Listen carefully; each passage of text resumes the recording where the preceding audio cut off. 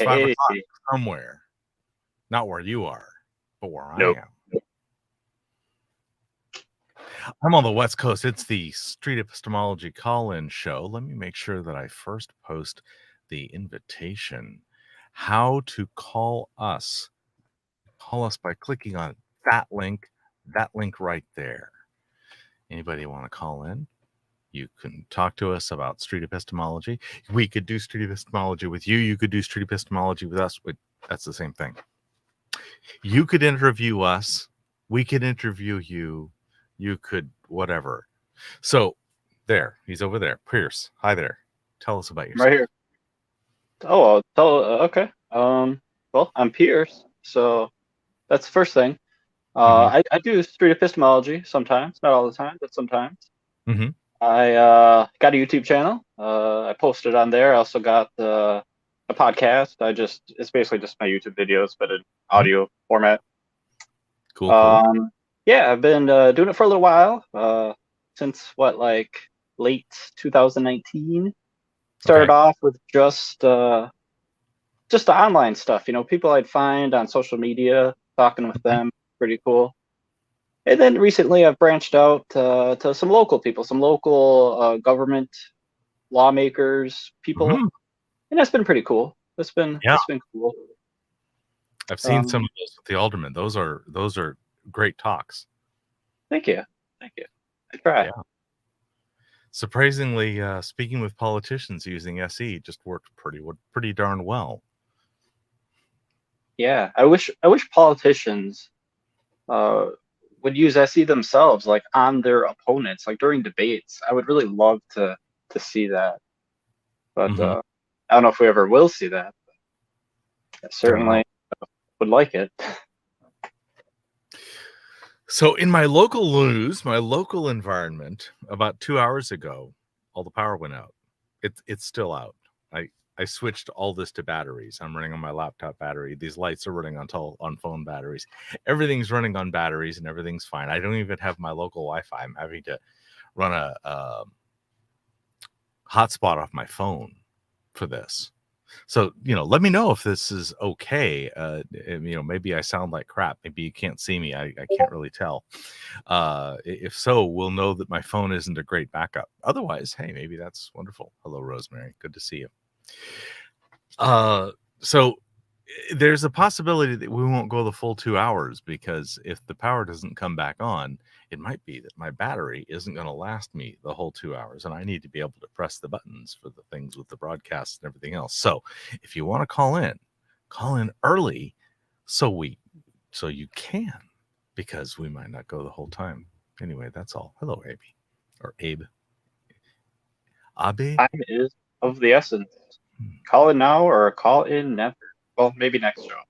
Yeah, you could call in next show. That's fine. If you don't like me, don't call in right now, I guess. If you do like me, call in right now. Or if you don't like him, call him and give him shit about it. There you go. That is also acceptable. Yeah. We SEers can we thrive on correction and feedback and all that kind of thing. Hello, Gina. Good to hear from you. So, let's see. I claim the power's out, but that's not interesting. Do you? Oh, hello, James. Welcome, James. Come in. Hello, Dali. Hello there. Hey, James. How are you doing? I'm well. How's my audio? Your audio is great. All right. Cool. Yeah. Tell us stuff. What do you bring?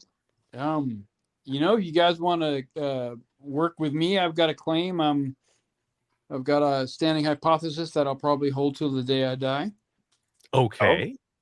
Peirce, you care to take this first one? Yeah, sure. I'm all for it. Cool. My claim is that there is no God or gods or anything supernatural.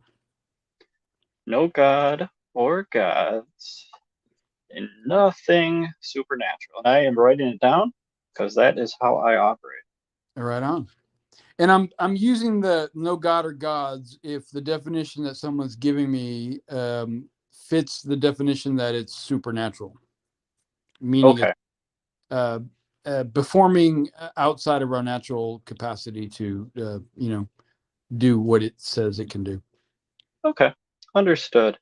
And I heard you say that you probably will hold this To the day. claim as true until the day you die. Yeah, I'm pretty confident. So yeah. Okay. Is that like another way of saying that you're like 100% confident? Sure. Okay. All right. But just for the sake of conversation, we can call it 98.9%, I guess. So you got to leave a little wiggle room. Did you say 98.9? Yeah, why not? Just. Oh, okay. I'm not sure exactly what you said. Did you actually say 99.9? Yes. Okay. Well, actually, now I did. I said 98.9. Now I'll go to 99.9. Okay. All right. And that's pretty darn close. So either number is probably very similar. Cool. Okay. So I guess what makes you believe that this is the case? Oh, just based upon the ability for us to explain everything that we know exists in our natural realm, meaning everything in the universe, as far as that we're able to verify, has no explanation for anything supernatural for its existence. Nothing will demonstrate that there is a God that caused it to exist or gods that cause it to exist. Okay. So you're saying that we don't have a way to verify that supernatural exists. There's no real like explanation to how the supernatural like works. It sounds like you're saying. Okay. Right. We don't have a way to test or verify this quote unquote question mark that people want to say, like, well, we don't know what this is, so let's say it's a god or it happened supernaturally. So if it's something that is supernatural and we're able to, let's say at some point in time, test this question mark, then once we can test it and verify it, it's no longer in the realm of supernatural because it comports with our natural realm. So therefore, it takes away its supernatural label and no God label. So that's kind of my rolling hypothesis. Okay. Kind of go back to the days back of the sun was a god, the thunder was a god, and now it's explained and understood that it's not something supernatural. It is natural, and we have an explanation for it. So yeah. Okay. I got you. So what I'm kind of hearing, perhaps I'm reading between the lines too much, and you can correct me if I am. But essentially, what I'm hearing you say when you kind of talked about a test is, are you saying that the claim of something supernatural is unfalsifiable, or at least at the moment? Right. Okay. So if something is unfalsifiable, the claim of being supernatural, I guess, should we be 99.9% confident that it does not exist? I don't see why not. Okay. Can you think of another unfalsifiable claim that you would feel differently about? That's a good question. Something that's unfalsifiable. Yeah. I can't think of any other than the whole, supernatural God thing, magic and karma, all those superstitions that people claim are true. Those are more claims that are not verifiable as far as I'm concerned. Sure. Okay. You care if I venture an example on your behalf, kind of? Yeah, go ahead. Okay. What about like life somewhere else in the universe? Is that an unfalsifiable claim? Would you agree? Yes, the fact that the possibility of life other than us on our planet, the possibility is there. However, we don't have a way to verify that. So yeah, I would say yes. That's a good one. Yeah, thank you. Okay. So I guess should we be 99.9% confident that life either exists or doesn't exist somewhere other than Earth? I think it'd be fair to say we don't know. Just straight up, don't know. The possibility is there, but we don't know. So it's not Okay. a positive claim that there is no life, or it's not a positive claim that there is life. You know? Okay. So I think what I'm hearing is that with the supernatural and God or gods claim, you believe that these things don't exist because they're unfalsifiable. Is that correct? Yes, But then we do not we don't have a way to test for it. So yeah, and if we Okay. do have a way to test for it, my hypothesis would be like, well, then it's not something supernatural because we can comport with it, meaning it's in our natural realm. Okay. But then with regards to aliens, life outside of Earth, Yeah. You kind of take an agnostic approach, and you're just kind of like, we don't know. Right. Now, another life form would not be something supernatural. Anything that's in our Yes, universe absolutely. is natural. Yeah. So the possibility is there. Whether or not we know it for sure, we don't. Right. Sure. I guess with both claims being unfalsifiable, I guess what is why have a confidence of 99.9% in one, and then in the other one, I'm assuming you have a 0% confidence. Why the difference? Solely on the premise of like the possibility of other life in our universe would be considered something natural. Mm-hmm. That possibility of other life forms in our universe, in another planet, another whatever, far away, is probable. However, that life, that force, that whatever creature did not do anything to cause our existence. I'm wondering if the reason for your disbelief in supernatural or a god or no gods, perhaps it's not. Perhaps there's something else other than the unfalsifiability of the claim, of the positive claim that these things exist, that gets you to 99.9% that they don't exist. Is there another element for your reason for belief? Is there other reasons?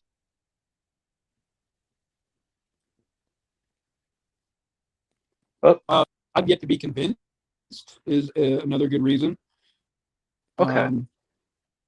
So that's probably one of the main reasons as well. Okay. Yet to be convinced. I guess if someone is yet to be convinced, like let's say that my friend Frank is yet to be convinced that there is life on Mars, for example.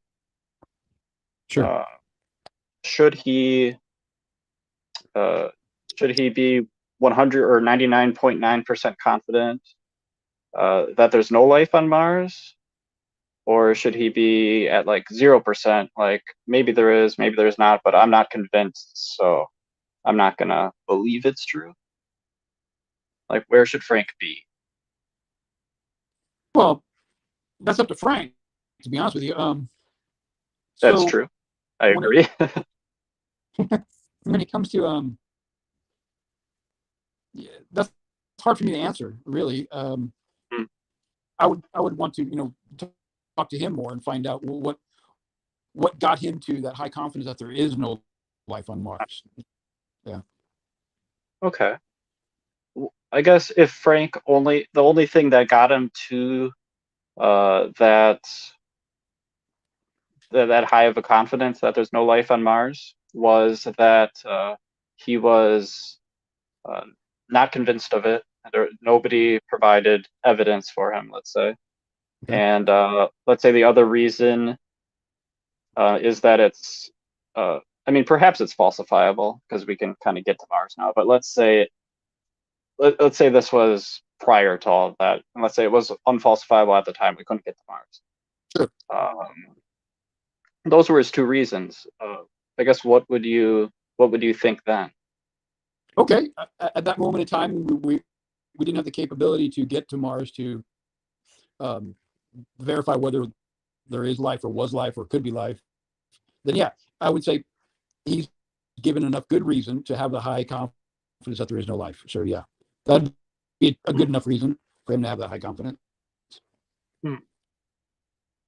Interesting. It was very interesting.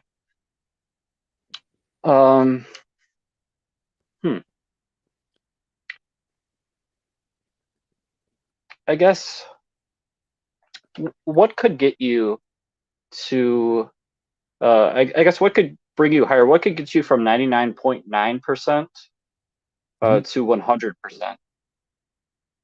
Well, I mean, we don't want to claim 100% of anything. The fact, let's just say that we are able to answer all or answer, let's say we can answer the question with a high level of confidence, use the scientific method that would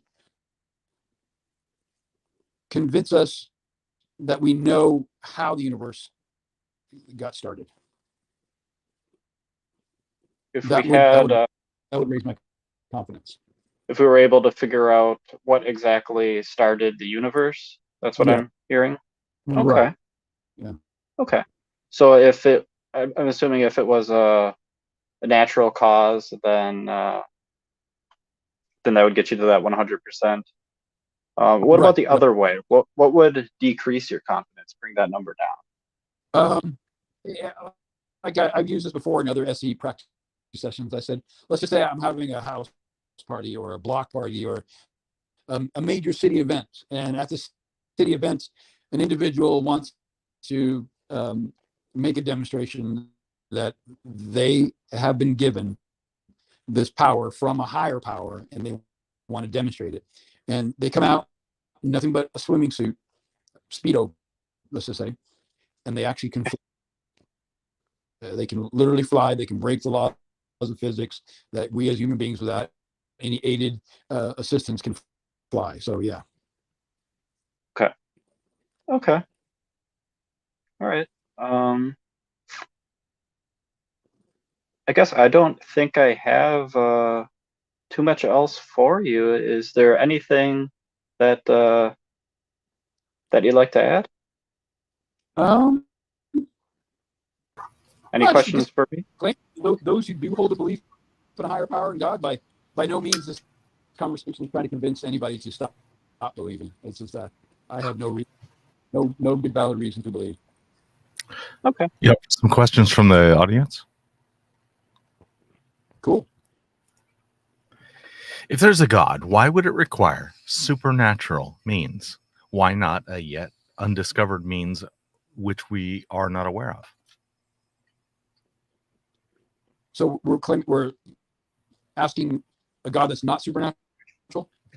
Yeah, I guess so. Proposing a God that doesn't break natural laws, but somehow still qualifies as whatever enough greater than us or important enough to qualify, I guess. It's a definitional question almost. Yeah. Well, then if it's not supernatural and we want to call it a God, why would we be calling it a God? Q from Star Trek, for example. Okay. Supernatural? Yes, but no, but yes, but technological, but techno wizard thing. Right. Well, I mean, I guess in our natural realm, sometimes we call like athletes who are far superior than others. We call them a god. Like we have gods in cycling. We got guitar god. So I mean, if that's what we want to say as a god, then sure, why not? It would not be the creator god, but people hold the. Mustache Mac asked, "Life on Mars is supernatural?" I'm wondering if that was an out of context comment. Don't really know. Yeah, I would say anything in the universe is.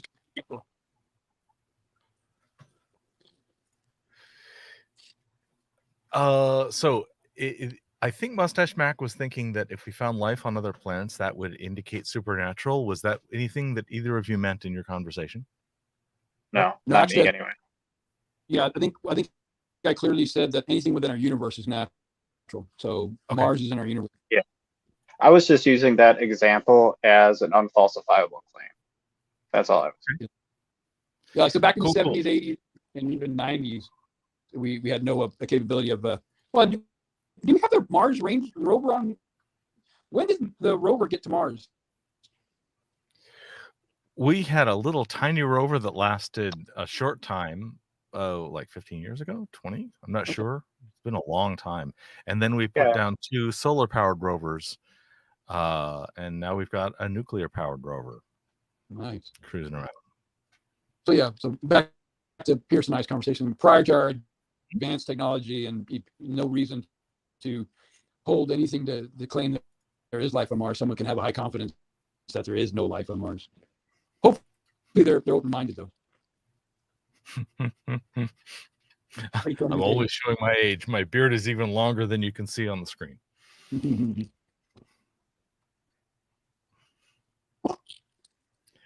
Thank you, James. Thank you so for much. that claim. Is there anything that we failed to ask that you wanted to talk about regarding the claim? No, I don't think so. It was great. Okay. Good job. In talking this out, did you raise or lower your confidence at all? Actually, I'm right where I was. Nothing wavered. Midichlorians could be the cause of the supernatural phenomena, says Fenton, and I agree. I'm a big Star Trek fan.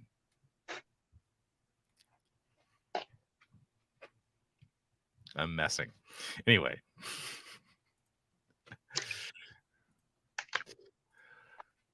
So, I think we are open for another call.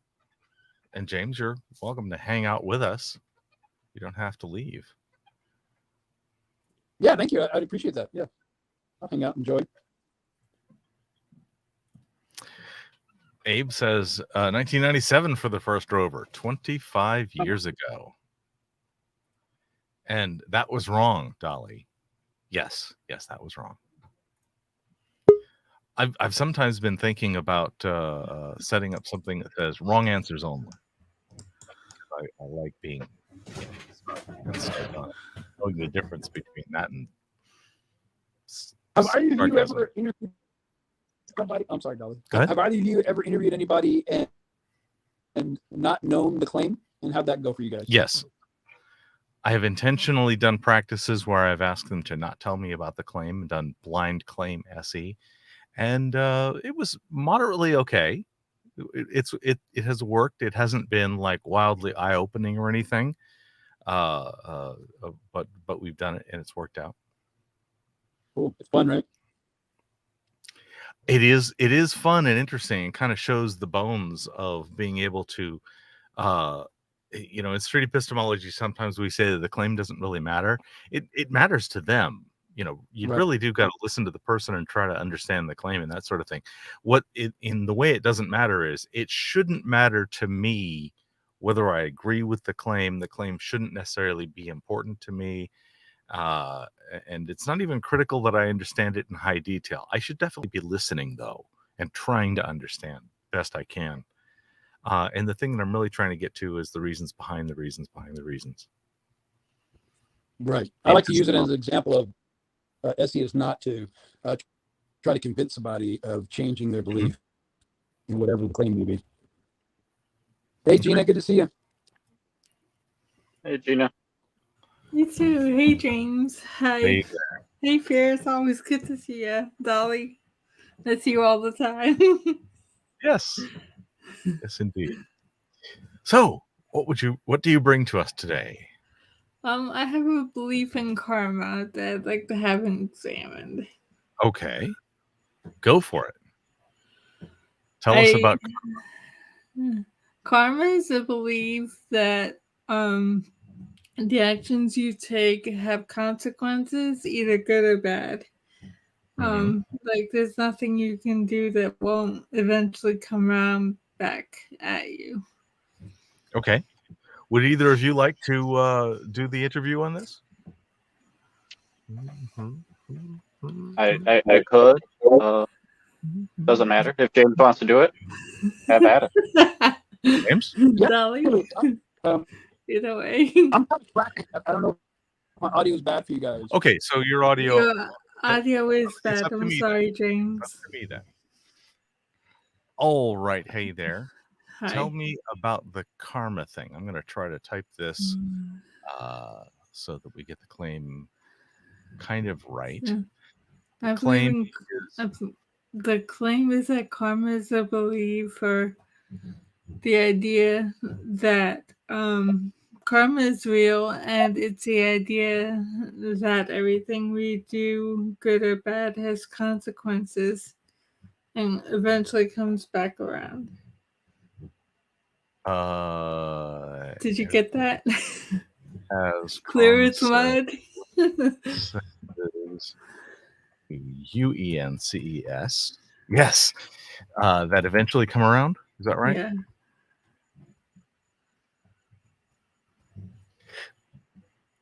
Let's see. Hopefully I have that about right. Did I spell it right with a K? Karma with a K. Yes. That's it. Good. All right. So eventually, consequences that eventually come around. So, I'm familiar with the term karma. I think the one you're using is the mainstream idea that I understand for karma. So, great on that part. Everything has consequences. So far, the everything, is that like every morally relevant action or actually every literal action? Like if I throw a ball up in the air, there's consequences that eventually come around from that. So is there a moral component to whether the consequences come back around? It's a moral thing more than a gravity thing, yes. Okay. Let's see. And then are the consequences what's the word? Are they proportional? Yeah. Are they magnified? Are they reduced? Or are they like right in line?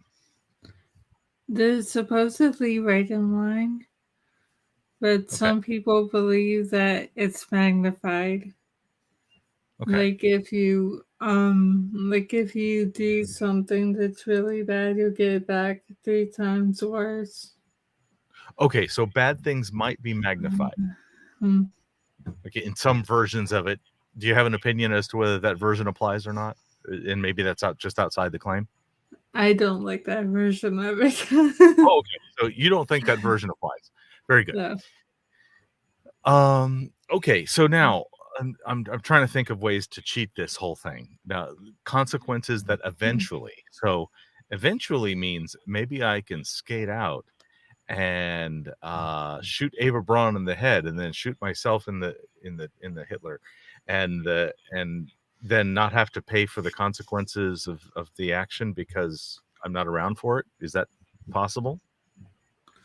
In some versions of karma, you'll be reborn, and still have to pay the Oh, consequences. Yeah. okay. So there's death. Death does not do us part from the consequences of karma. Resurrection, no, sorry, reincarnation. Reincarnation, rebirth. Yeah. Okay, and yeah, that would definitely prevent any option. There's no way out of it then. All right. So how confident are you that karma is a real thing? Oh gosh. I'd say 5 out of 7. Okay, 5 of 7. Just one line over from neutral, or 5 out of 7. Cool. Let's see. What reasons have you to adopt that karma is a real thing? I guess doing bad things and having bad things happen to me. Okay. So personal experience of having bad things happen to you, you attribute to a law of karma for maybe bad things that you have done. Yes. Okay. Have you done good things? Yes. Have you received the reward for all those good things yet? Or are you like looking for some good to come back? I don't know. Okay. If you do good things just for the good that comes back, is that selfish? Yes. This is completely off topic. It's also something I've been thinking about. I was thinking about this earlier when I was considering bringing the claim. Okay, so I'm standing on a line with spectrums and that kind of thing, and there's one person over here and one person way over here, and you're in the middle over here. Tell me, the person who completely disagrees with you, why would they not believe you? What do they think is true that makes them think karma is absolutely no? That bad things can happen to people, or things can happen to people with no explanation, no precedent, like preceding action. Okay. Now, there's somebody on the very other side of that whole thing that is way more sure than you are. They're 7 out of 7. Are they correct? Do you like their arguments? Some of the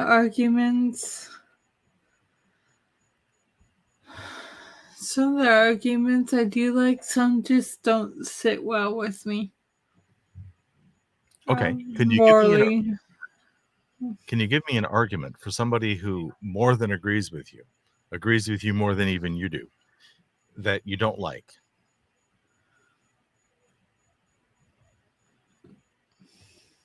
That bad things are always punished, and that everything bad that happens to us is because we did something wrong.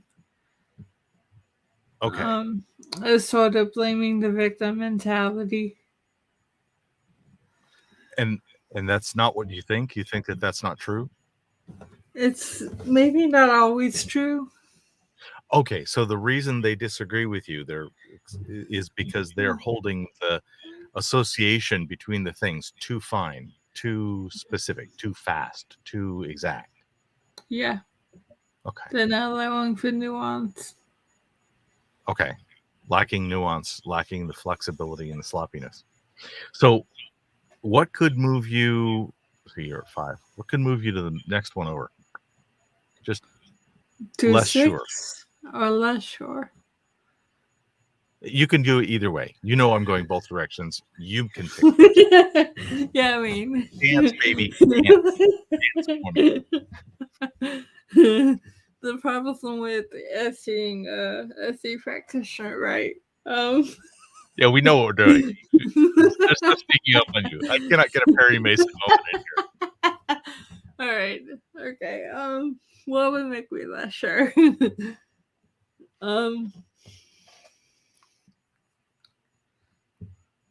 Understanding that the bad things that have happened to me in the past were not solely because of things I did wrong. Like letting myself off the hook morally for them, forgiving myself. Okay, so that would just be learning that your attribution was incorrect. Yeah. What kind of thing could you learn that would lead you to think that your attribution was incorrect?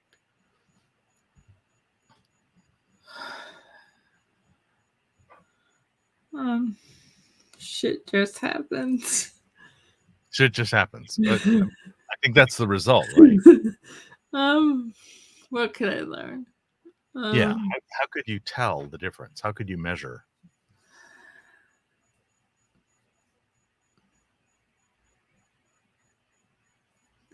If I did something maybe a little hurtful but accidental,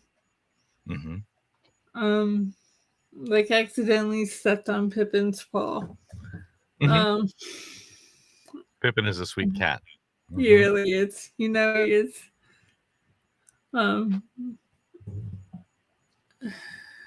And knowing it's an accident, I didn't intend any harm to him.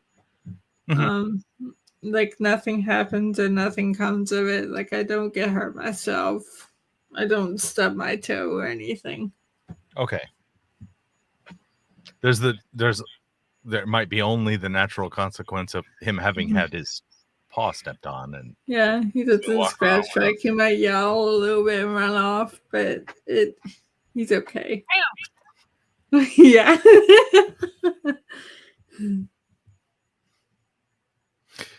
Cool.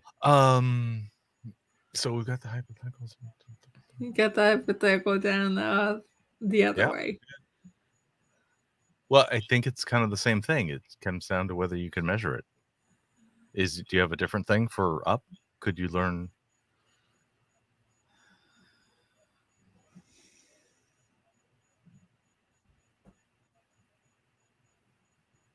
I'm not sure.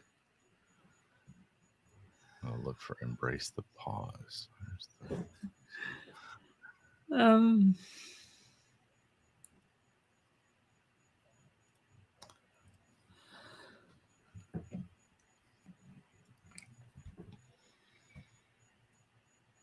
Honestly, I'm not really sure what could increase my confidence.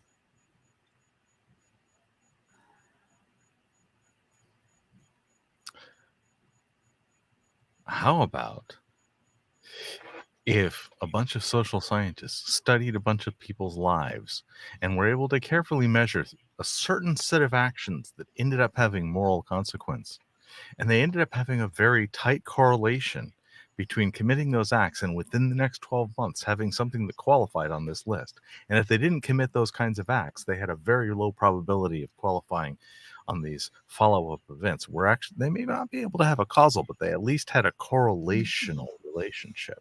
Would that increase your confidence? I'm not sure, because even then, correlation is not causation, and we couldn't really demonstrate it to be directly related. Okay, so they took a control group then, another set of N, people who had particular pattern of doing things, and they managed to, with an app on their phone, monitor their behavior and warn them away from doing whatever is this little subset of things. They were able to intervene, have them not do those things. The control group got an app that didn't help them stop that at all, but helped them instead tie their shoes funny. And they were able to establish a causal interventionist study that showed karma was real. Would that help? Maybe. I give that example. That's what it would take for me to start believing in karma, except from waiver. Kidding. Like from 0, you start from 1. But that's okay. Welcome back, Peirce. Hey, Peirce. Were you paying attention to the commentary? There was a lot of commentary out there in the thing. Abe says, can I blame the bad thing in my life on past incarnations of me? So that's a good question. Is if it comes around in the next life.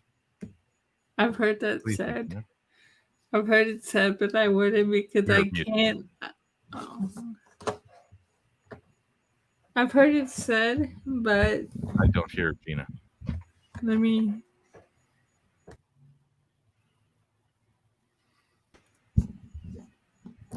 Try again. Muted. I can't hear you.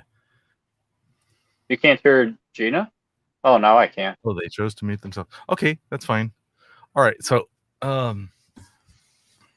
try again. You unmute. Nope. Oh well, not working. Okay, so Abe asked, can I blame the bad thing in my life on past incarnations of me? And I'm going to assert yes, according to the theory presented in the argument.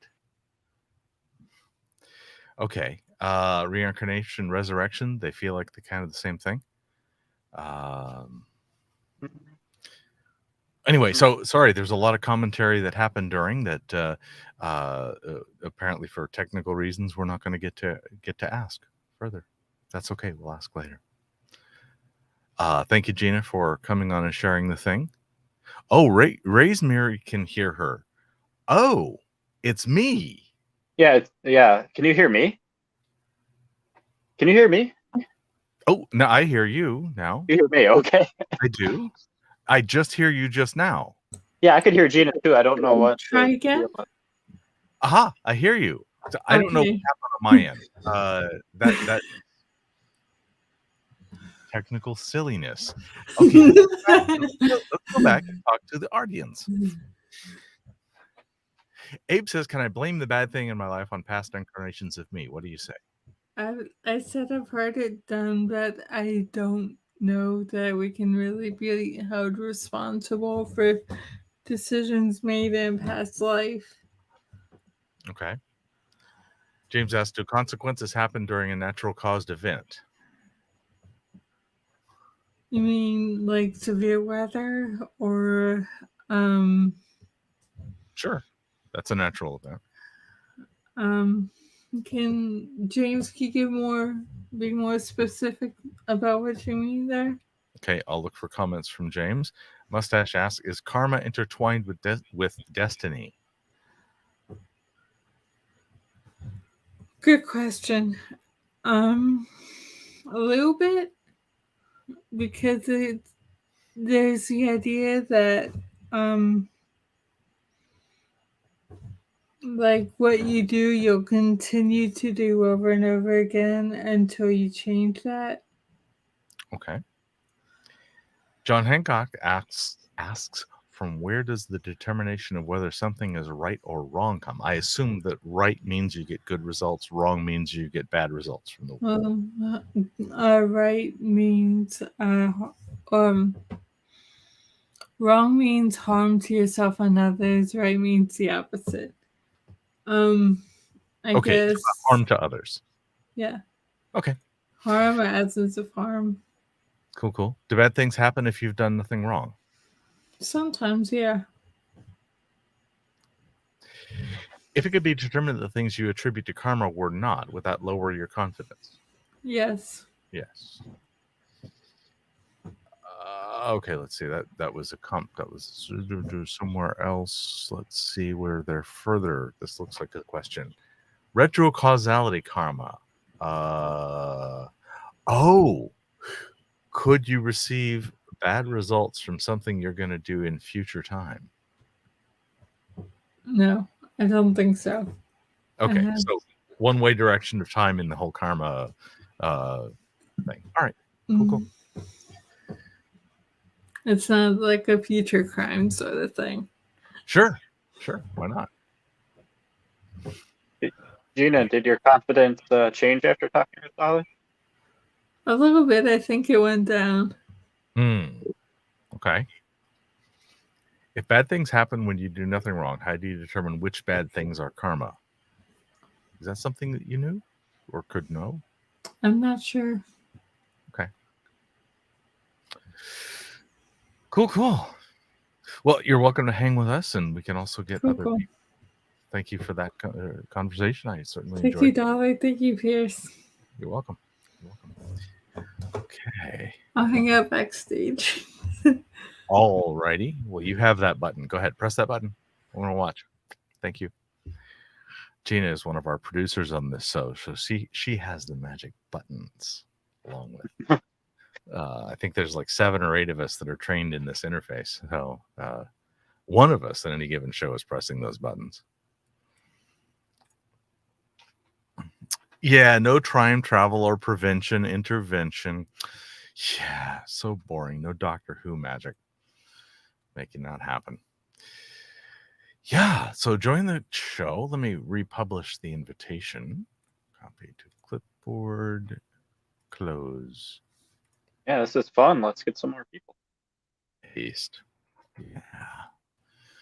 So this is the time to call in. Let's see. My laptop battery is at 49%. We're less than halfway through the show. So I think that means I'm not going to quite make the 2 hours. If that happens, I will close the show a little bit early. I'm currently in a power outage and running everything off batteries, which is fine, except my laptop battery isn't 2 hours long.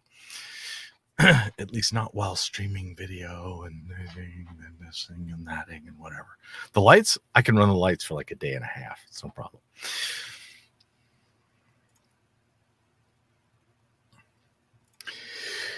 So, Peirce, did you have anything in your back pocket while we wait for someone to call in?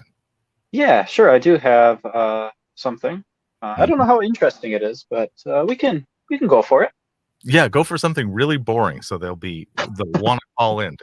If we could just stop. That is a great idea. Call in now.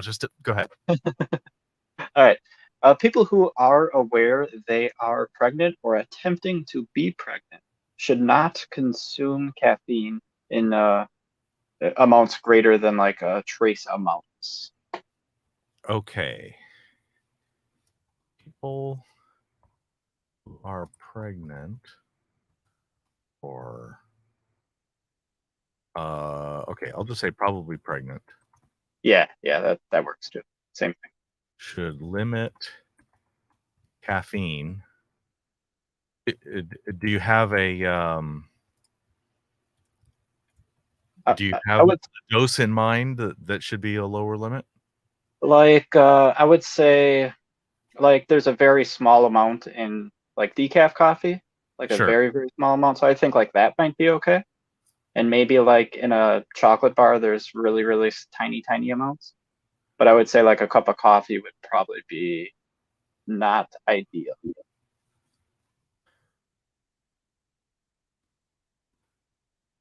Okay, limit caffeine to decaf and small chocolate. Yeah. You know, allowing chocolate, I'll tell you, is going to get a lot more people to agree to your thing. I think that, yeah, and Abby needs some nicotine. So there it is. Good. Abby will be 5 minutes backish. All right. So caffeine. So tell me about pregnancy and caffeine. I've got to assume, let me just throw a potential reason here. I've got to assume this is about the health of the baby. Yes. It's all about the health of the baby. This isn't about the mother's health, right? Correct. Okay. I would say people who are old enough to become pregnant usually can tolerate caffeine without any health issues. Okay. So tell me your understanding of caffeine's effect on a child in the womb. Sure. So there was a study that that said moderate intake leads to smaller birth weights in babies.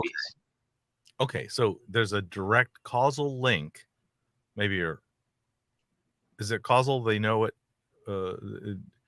How good is that link? Is that link a causal or just a correlative? I would think that it was a causal link. Okay. I guess I'm not 100% sure on that. That's fine. This is only your opinion on it, and right.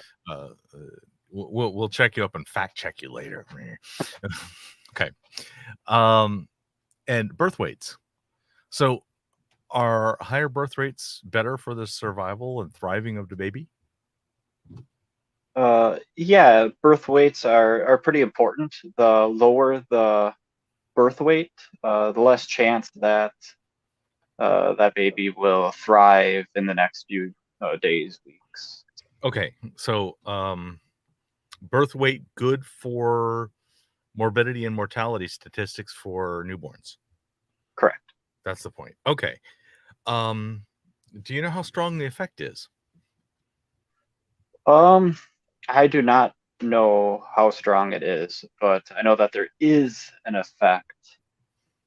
So that would lead me to think that if you do want the best, what is absolutely best for your child, I would think you'd want to severely limit your caffeine intake to something very, very minuscule to negate the negative effects. Okay. To mitigate the negatives, you're saying that a parent, even if it were only a very small effect, would want to do it because it's an easy thing. It's certainly not life-threatening unless you're a caffeine fiend of craziness and headaches will make you murder people. That is something that you would just do even on a Pascal's wager, even if it's a tiny effect kind of notion. Yeah, I think even if it's small, if your goal is to have what's very best for your to-be baby, your fetus, I suppose, that would be the, if you have that goal, then that's probably what you'd want to do, I suppose. So, Dr. Wells, I'm gonna go against your advice now, and I'm gonna ask the confidence question. Dr. Tyrone Wells wants me to drop the confidence, and he may be right. How confident are you that this is true? I should have known this question was coming, and I didn't really even think about this previously. I often drop it. Yeah. Yeah. I would say 85%.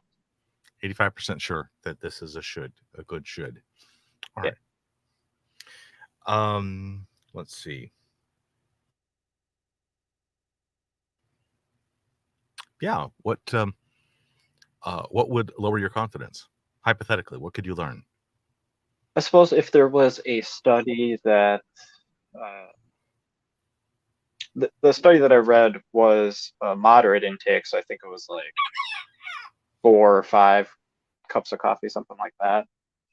If there was a study that was like a single cup of coffee, let's say, a day, if there's a study that said they can drink that and there's no effect on birth weight whatsoever, then that would definitely lower my confidence. Okay. So that seems like that particular one would adjust up what your limit Yeah. would be. Yeah, absolutely. Yeah. Yeah. Is your limit easily adjustable, and is it something where it would take very little data to move your limit up and down? I would want to see a sizable chunk of data. I don't think it would be just a study with like a dozen people or anything. Okay. You like some N and some good statistical power. Yes. Cool. Good to know.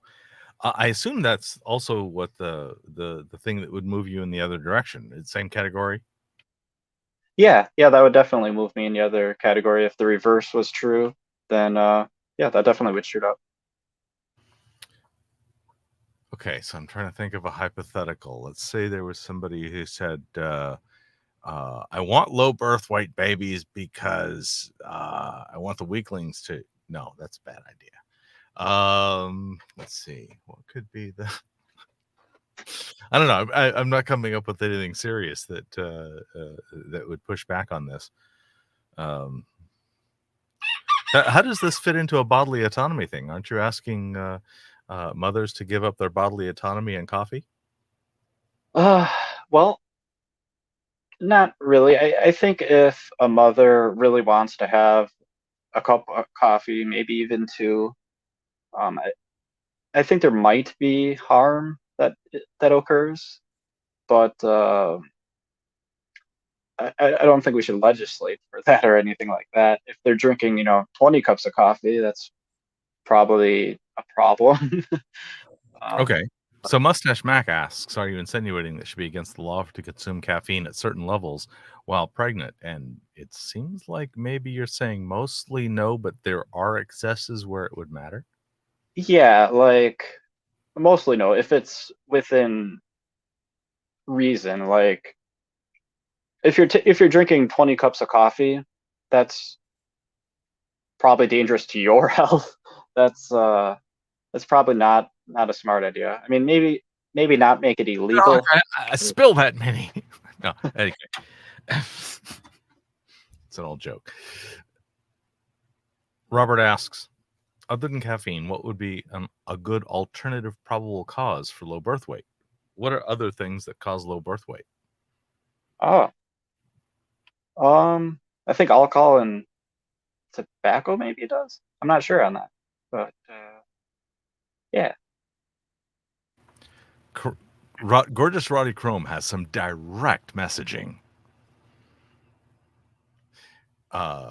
Family Practice 2016 March Clinical Inquiry. Does caffeine to intake during pregnancy affect birth weight? Abstract says no. Oh, that's interesting. Yeah, you should like yeah, we want links and things. Tell us about that. Yeah, we're tough SEOs. We can handle a little direct messaging.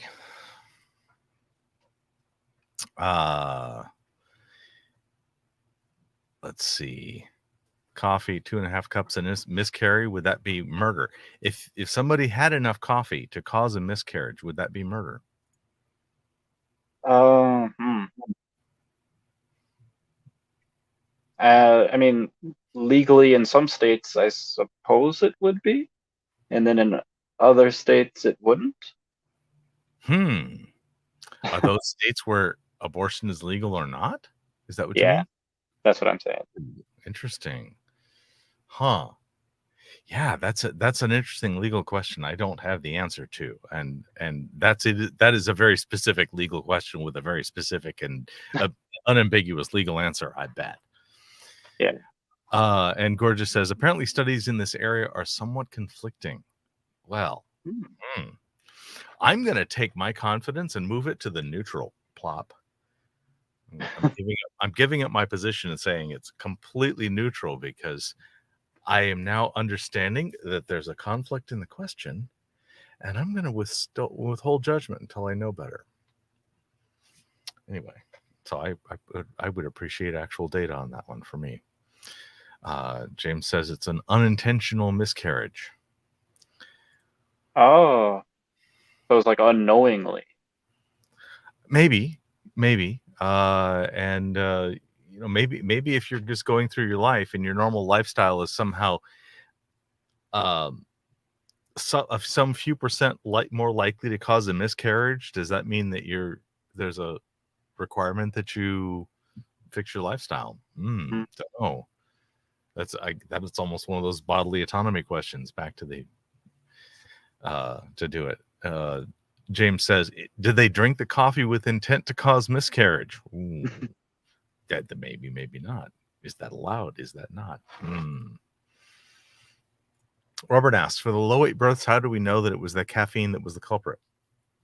I guess that's going to be the studies in question and how they do their methodology to determine causality or not. Don't know. Thank you for that. Thank you much. Is there anything about this that I didn't ask that I maybe should have?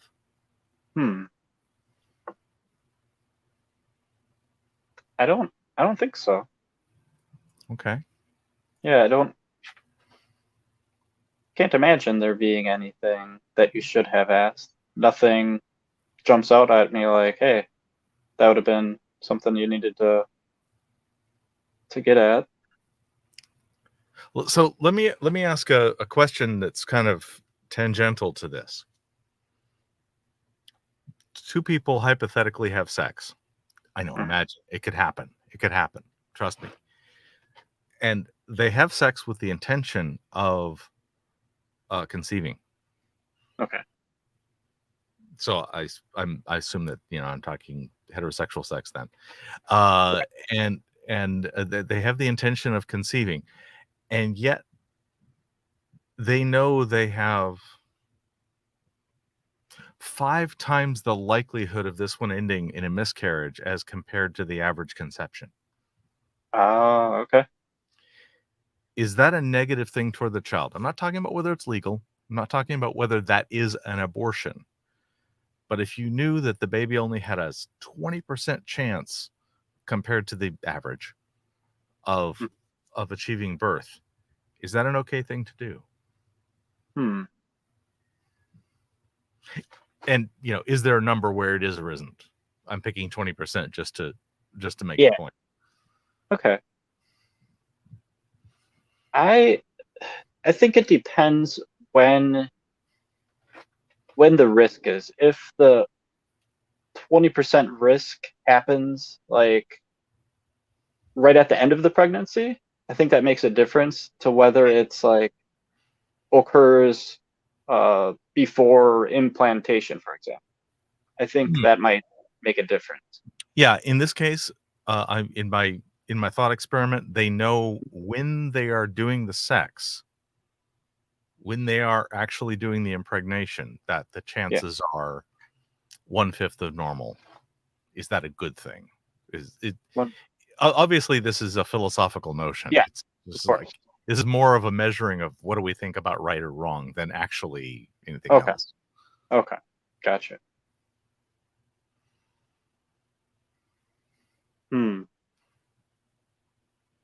And I invite anybody else also to jump in on this one. This is an open question. Yeah, because I don't have an answer. Cool. Gorgeous says, are birth mothers charged with a crime for fetal alcohol syndrome or an opioid addicted baby? I don't know, and it wouldn't surprise me. It wouldn't surprise me that somebody could get hit up for that.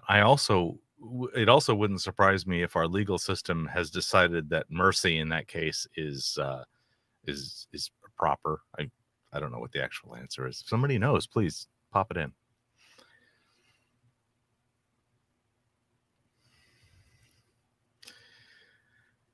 Morphological says, oh, I like this slope pondering, knowing risks, still proceeding. Okay. Yeah, I think we're talking about the risks of whether you make a baby or not. Anyhow, so let me make sure that the chat is in the clipboard option is in the chat. So yeah, click on that StreamYard link to jump in, give a talk to us. I'm at 34%, so I know we're not going to make 2 hours. Probably about 30 minutes left. That means the time is now to jump in. Yeah.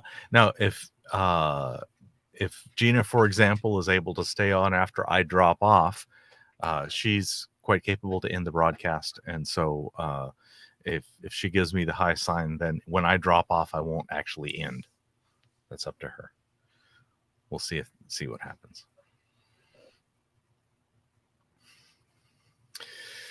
I was good. Oh no, I was yawning actually. Oh, okay. Yes. It's very boring when we don't have callers. Yeah, we need a caller here. Were you going to say something, Dali?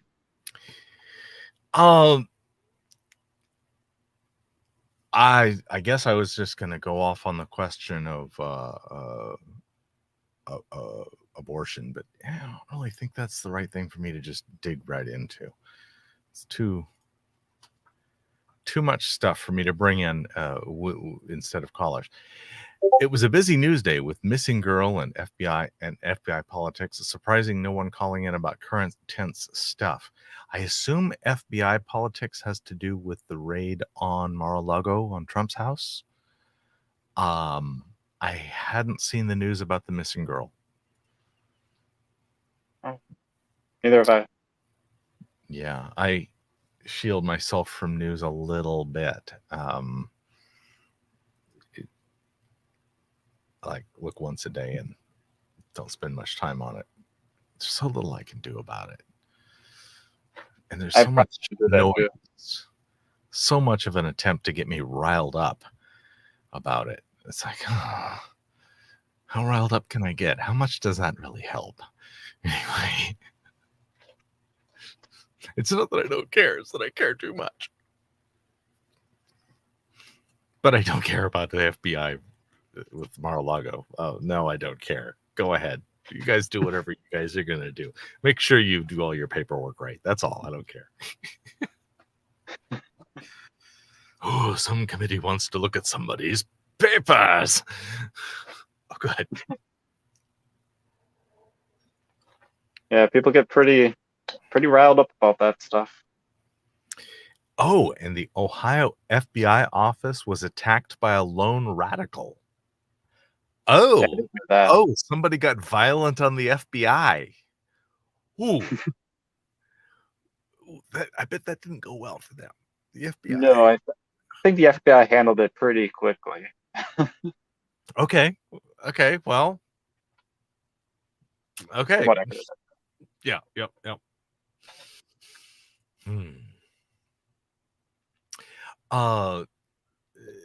Gina asks, any word on when the power will be restored? No, they didn't give us any word that it was going away either. So I'm not really surprised. Their communication to us that the power was going out was my phone stopped charging. Lights went out. What happened? Is that a common occurrence in wherever you live? No. It's quite rare where I am. The uptime of our power is such that I don't remember the last time I had a loss of power that wasn't in a storm or something here. I mean, I'm a half hour's walk from center of downtown. I mean, I'm in city. Yeah. FBI office attack by freedom fighter. Yes, freedom fighter or terrorist or armed vigilante or lone gunman or wow, that's all perspective. I am not on the boat.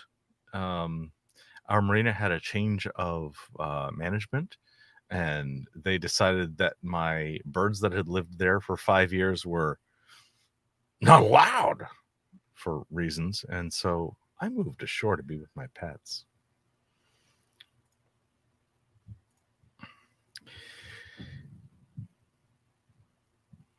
Oh, it happened to you in June when they spent a day fixing underground wires. I was at work and had no idea until later in the day. Okay, so at home you had a power outage and you were unaware of it. That makes sense. Yep.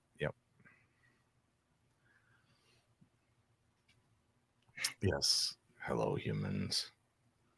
Yeah, give us a call. I've got 30% remaining. It's all good. You can have all of it.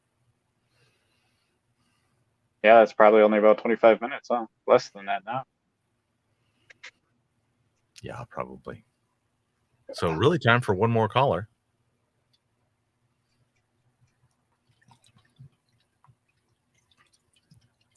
We'll talk about anything. Sure. So this show, the nominal director of this show is Reed, and he rocks. He knows stuff. He's got film school cred. He's a director. He's got serious chops. And he said, thou shalt only have one person doing SE with the caller at one time, unless they ask for something different or for whatever reason. So, yeah, okay. I remember we should do that. We will do that. We have done that. We are doing that. And also that we shouldn't distract the caller with a bunch of things from the chat during their SE. So, right.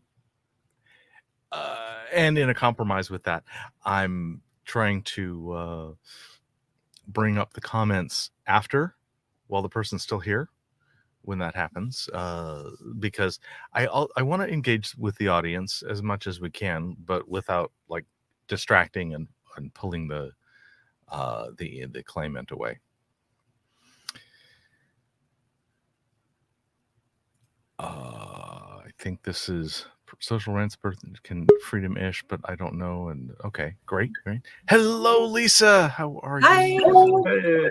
Can you hear me? Oh, yes, you sound good to me. Okay, great. Let me turn that off. Is that better? Yes, okay. That is better. Hey, I just wanted to say hi. And How was you hanging out with you guys, but I was wondering if I could talk about an upcoming meeting that I have. Yes, please. If anybody is interested, because I run a meetup group here in Salt Lake City, Utah, and I'm going to be starting a club committee. So if anybody wants to start a group in their area, like they can come to meet with other people who want to start groups, or if they want to start an online group as well. So we're going to address all the issues about starting a group and organizing all of that and getting that ready to go. So we got that in a couple of weeks on August 21st. So if anybody's interested, is this going to be online that you're going to be teaching? It'll be a Zoom meeting. And for anybody who's just thinking about maybe they want to start a group. So how do I say yes to you if I want to be involved? There'll be more information on Discord to come. I don't think it's up exactly yet. This is just a little teaser. So it's coming. But I don't know if it's been announced yet. But Yep. Abe says if Utah wasn't far away, they'd be keen. And I think it'll be a mix of Utah and everywhere else.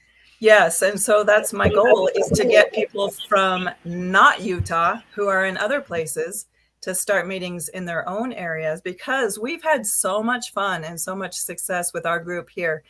And we've got a really good, solid group of people who are just picking up SE and starting to practice with other people in the area, and also promoting the ideas. And if other people in other cities can do the same thing, it'll be super fun, I think. So I'm excited about it. So I just want to plug that a little bit. That's all.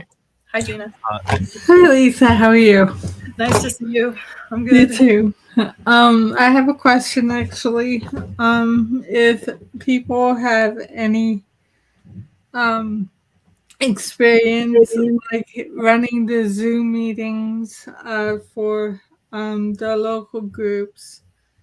I know that regular Zoom has a limit of like 40 minutes, Yeah. 45 minutes. I was wondering if anybody knew a way around that that doesn't involve having Besides to pay. pay for it. Yeah. I don't. I don't. So chances are, so many people have paid accounts these days. A lot of times anybody is willing to just like, I have a paid account. You can use mine. It's fine. And I pay for my account and I let other people use it. You know, What does don't it cost tell you? anybody. I assume it's a year. I have just a monthly program, monthly? and I think it's $15 a month or something like that. I don't remember offhand. And if for some reason there's a bit of a conflict and there's things happening all at the one time or whatever, this is just the kind of thing that SEI has a budget for. If they're like, for example, the StreamYard interface that we're using right here for this is an SEI supported thing. It's the SE channel. Which you could use StreamYard too, right? You can use StreamYard. You wouldn't have to use Zoom. If we're not running a show, you could even use this interface. Yeah. But if there's a need for a Zoom something, there's a form to ask for funding for those kinds of things, and that's right in line with the mission statement. So I definitely ask for that if it helps at all. I mean, even you, Lisa, you know, this is the kind of thing that you could get reimbursed for if you want. But ask SEI. I don't want money to be a reason people don't do startup meetings or start doing any street epistemology at all. Like, you can do it low budget. That's what I've been doing, and just figuring it out a little bit and adding to things a little bit at a time as I go along. And the meetup groups are free. So like to start a group in your city. And so I'll go through in the meetings, like how I did it and how other people can do it and then how simple it actually is. And it's not intimidating. And I want to come up with like a little bit of maybe an outline to follow for people who are like, I don't know what to do at the meeting. I don't know what to talk about. So we'll have like a little agenda, maybe 6 meetings or so worth, and we'll come up with ideas. And so it's now that COVID's, you know, not as much of a threat, people are getting together and wanting to do social things and get out. And so it's just a fun opportunity to learn together and practice. So cool. That's when all. I see information on Discord about this thing, I will include it in these call-in shows. Yeah. It's just the right thing for us to, you know, be doing community announcements for. Cool. Good. Yeah. And as I get more information, I'll make sure it gets out there as best as I can as well to promote, because it's going to be fun. If you end up making a 20 or 30-second video about it, we can also just play that during the show. Yeah. To call in and grace us with your live presence. That would be awesome. Yeah. We like live better, but you know, we'll definitely shill for you. I'll come up with a script and I'll just read it live and I'll act it out. It's going to be amazing. Sure. Okay. All right. I got to go, but thanks guys. I could be your school. Thank you, Lisa. See ya. All right. How do I get out of here? Thank you. Cool. Yeah. So, I have 23% remaining, so we can have one more call. Anybody want to call in?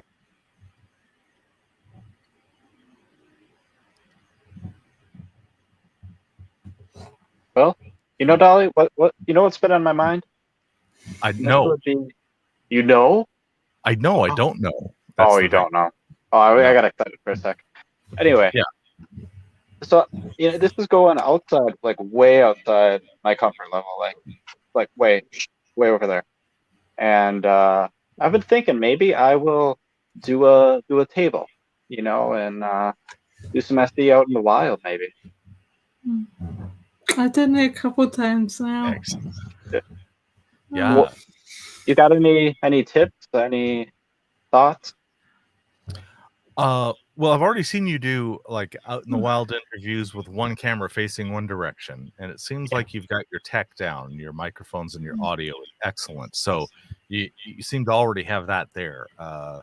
Obviously, there's a bunch of us that would be delighted to audit it with you and do some test runs or whatever. Any ideas? I know where I'm in California, the umbrellas are a really big deal. The sun is hot and shiny, and the willingness for people to sit down is much, much better if there's a shady place for them to sit.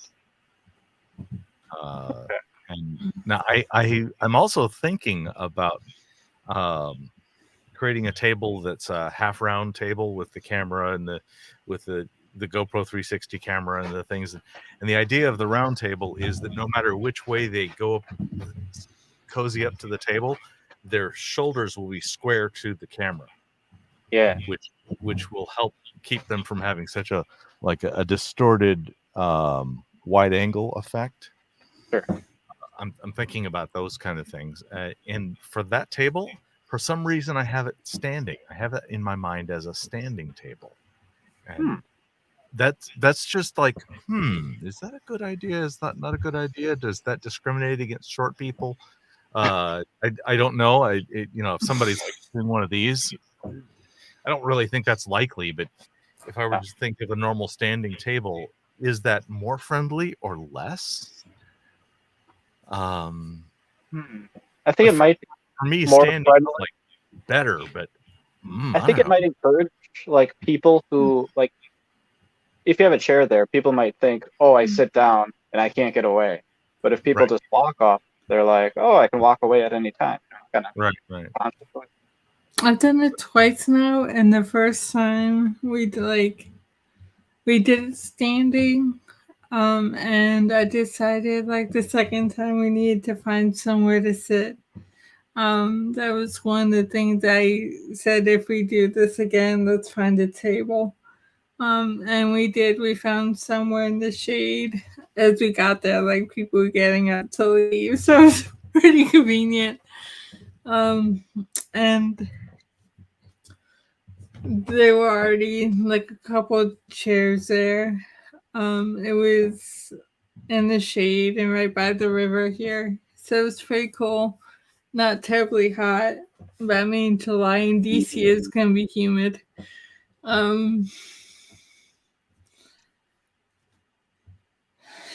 The one thing I guess I wish I had done is like had some kind of a sign. We did use I think Diamond had a whiteboard that we tried to use to busk. And we had a couple other people there.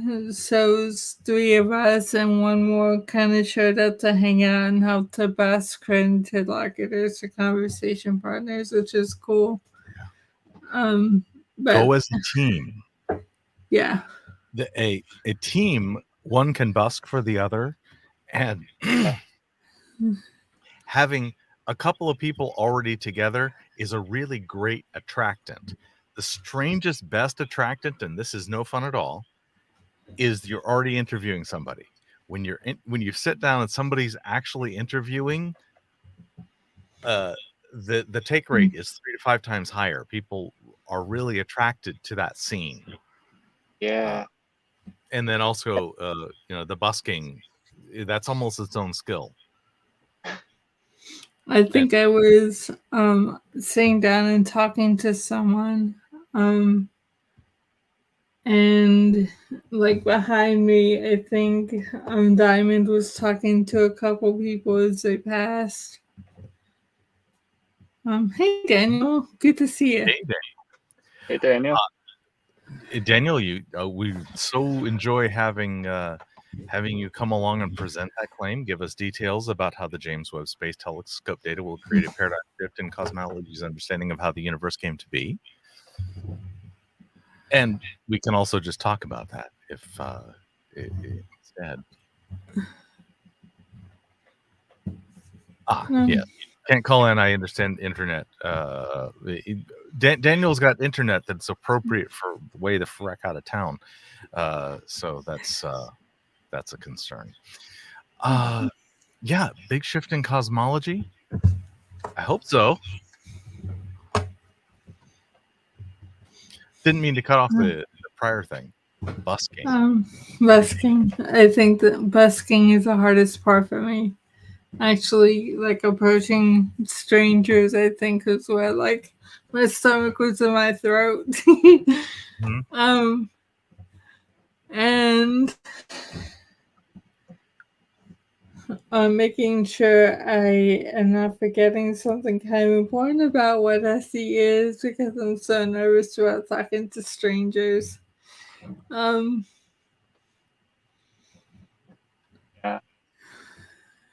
And it might be a problem for me because I'm kind of out on an island over here.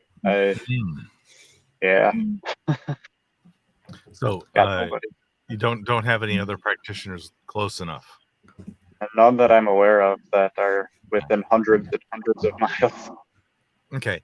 Diamond lives like an hour away from me, and I think there were a couple others. Like Matt lives in Ohio, and I think Ray up in Tacoma Park.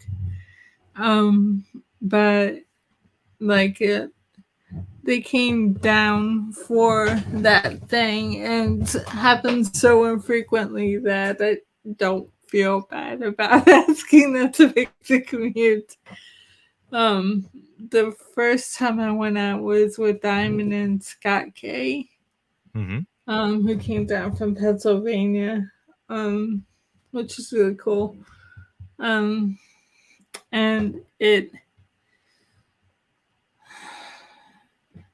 if you can, I know that Diamond has gone out on his own in DC. He just like drove down and did a day at the Supreme Court. And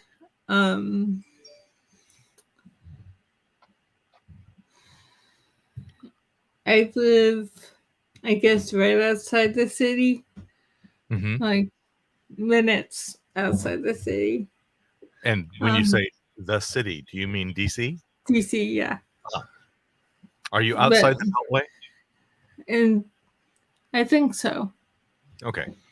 Like, yeah, I believe so. Yeah. So where did you go practice? Where did you, obviously Diamond went to the Supreme Court, which is like a specific place in DC, I bet. And he has several shows on the question of abortion for and against, interviewing people who were protesting out there. Yeah, they were protesting the leaked decision. Yep. It was a few months ago. But when Diamond and I went out, we went down to Old Town Alexandria. That's where we went both times, and we were right by the river in the park there. And the first time we just had a bench where we could sit down. It was a lot of standing, maybe a little too much for me. So folding chairs, you'd recommend? Folding chairs, or if you can find somewhere that already has like tables and chairs, like a picnic table. Yeah. I've seen David on Epistemology do a lot of existing picnic table setup. I like the bench, I think, was the last one he did, was with someone on a bench. I have 15% remaining. If I drop off suddenly, Gina, it's up to you to end the broadcast when he's ready. Now, one thing I want you to really remember is make him wave at the camera while you end the broadcast. That's terrifically important. I'll be disappointed if that doesn't happen. You won't see it. I'll watch it on replay. Can't hide from me. This all really depends on your comfort level, Peirce. Sure. Yeah, I think I got the seating situation figured out. I like my lawn chair. This is actually one of them right here. Okay. The ones that I used outside, and I think that works pretty well. I don't think I necessarily need like a table, because I'm not sure what the table is actually for. What do you use for microphones? I got the Laval. How Okay. do you pronounce it? Lavalier. Lavalier, yeah. It clips onto people's clothes. Yep. Is it wired or wireless lavalier? It's wired. Okay, good. You know why wired's important? So they don't leave with it. Yeah. I Or at thought, least if I walk a had few a people would wireless one, realize. can I please hook a leash onto that thing? 'Cause- wait. Where did you find me? I kept following around until the signal got better.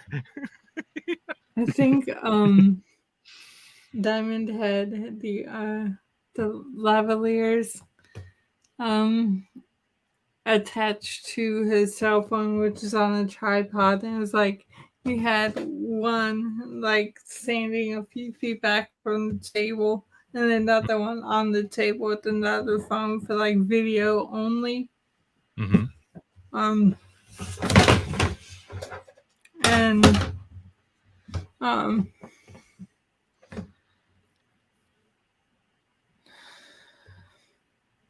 that works for people who just want to record inexpensively on the cheap. Yep. But if you just want to have conversations and don't want to record, you don't have to use them.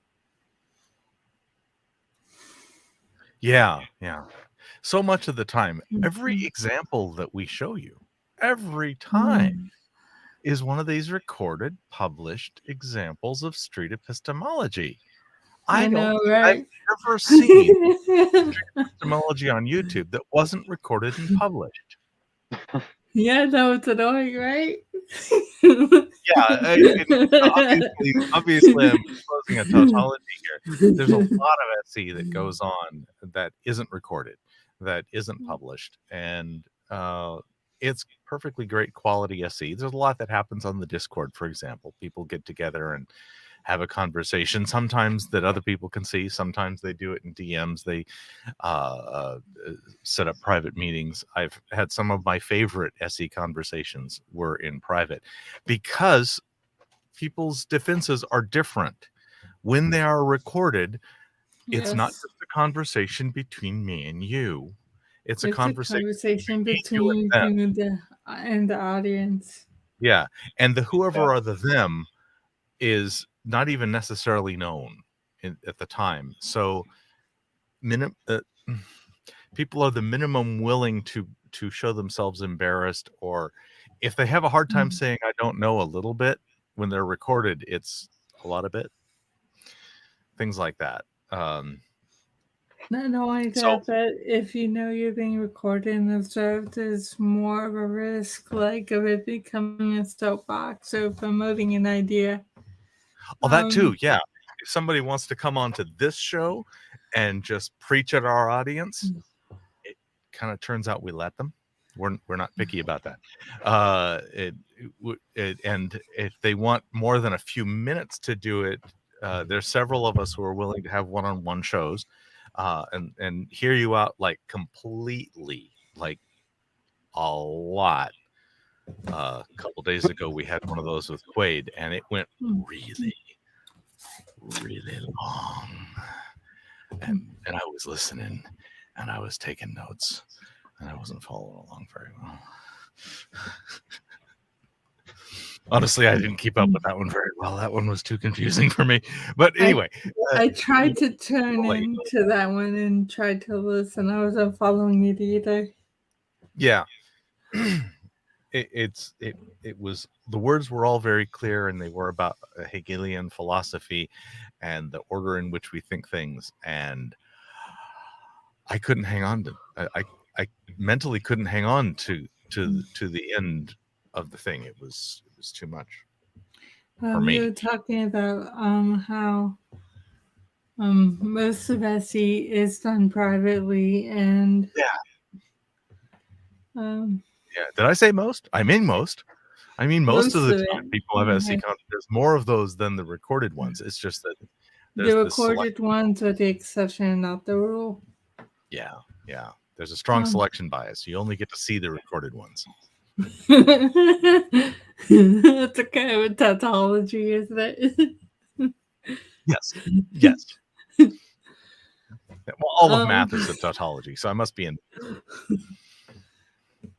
But I think I see the benefits because I don't know that I would be here or have been on the Discord to learn and practice this if I hadn't seen all of them, like from about 4 years ago, watching Anthony's videos.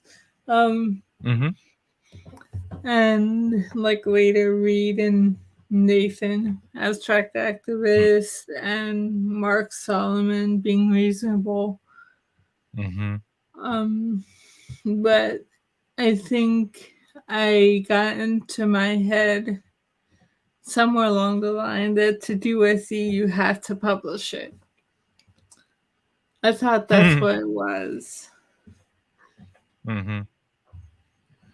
Yeah. Yeah, that's so not the case. It didn't help matters. When there was a article a few years ago that I think Dr. Bogosian wrote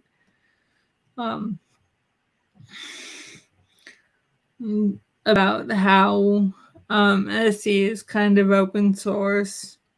And he said something along the lines of like, do your own thing, and then like don't be afraid to record and publish it so we can all see and see it and learn from the example and kind of critique it. That's how this thing grows. That's how it will evolve, and it kind of has that way.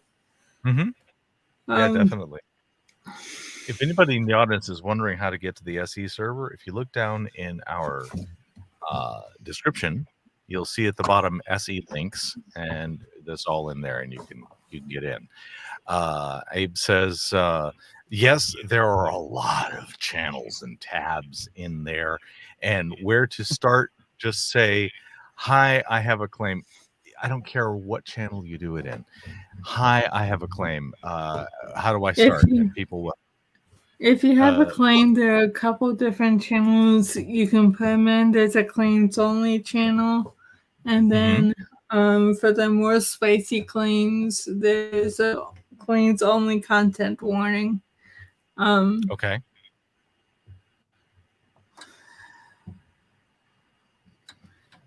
If you like to practice, if you like to practice SE and just getting started, you can go into either of those channels, find something you'd like to talk about, and like reach out to that individual to make arrangements to ask consent. And now, we also have the weekly. I'm sorry, go ahead, Dali. I would say I give you permission to ping me, and if you have any questions in the middle, and they can give you permission to ping them if they want to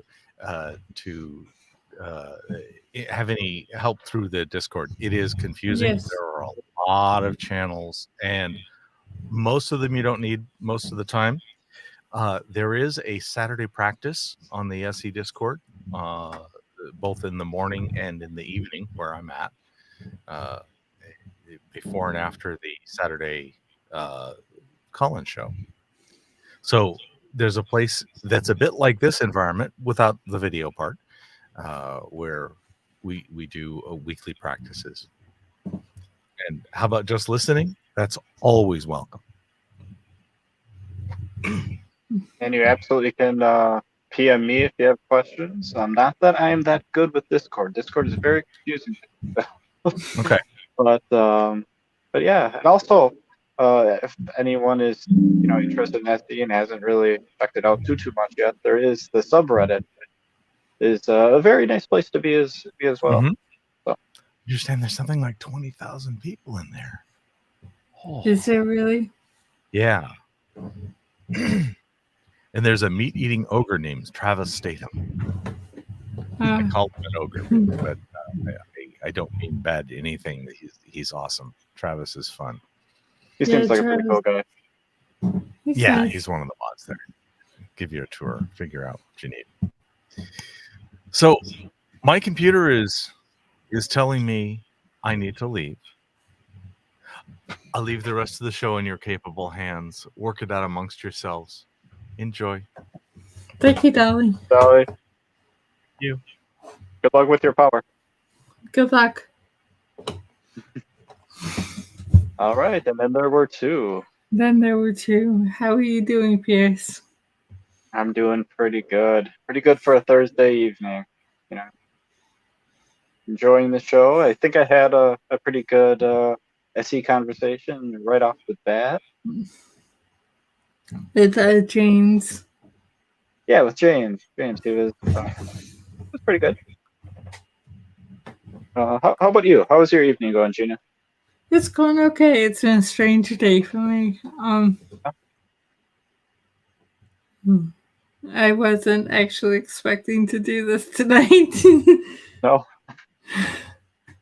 That's all right. Glad you're here. Me too. I think I'm turning bright red. Hang on.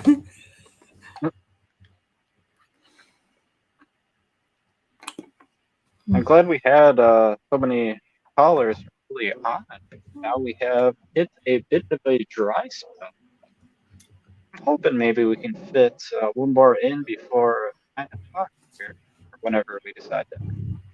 If anybody has a claim or has a question about SE, we can try to answer that too. You know what? Maybe some of the viewers. I don't know how many people are actually watching right now. Can you tell? 15? 15. Okay, so we know there's people out there. There's people watching. So I'm just gonna throw out some claims that you might want to make. How about that? So, what's some good claims? I would even go with the one that the Earth is round shaped, or maybe you think the Earth is flat. Either one, you can call in and we will talk about that. That's pretty lame one if you're, say it's round, but we will talk about that because we'll talk about just about any claim. I can't think of any other claims. We can talk about a religious claim. We can talk about a political claim.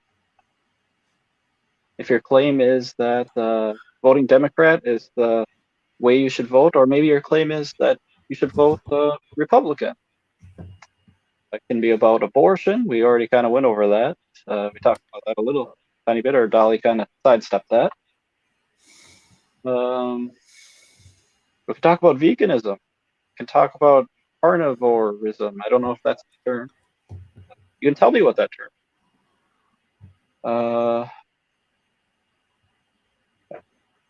Well, I don't know what else to say.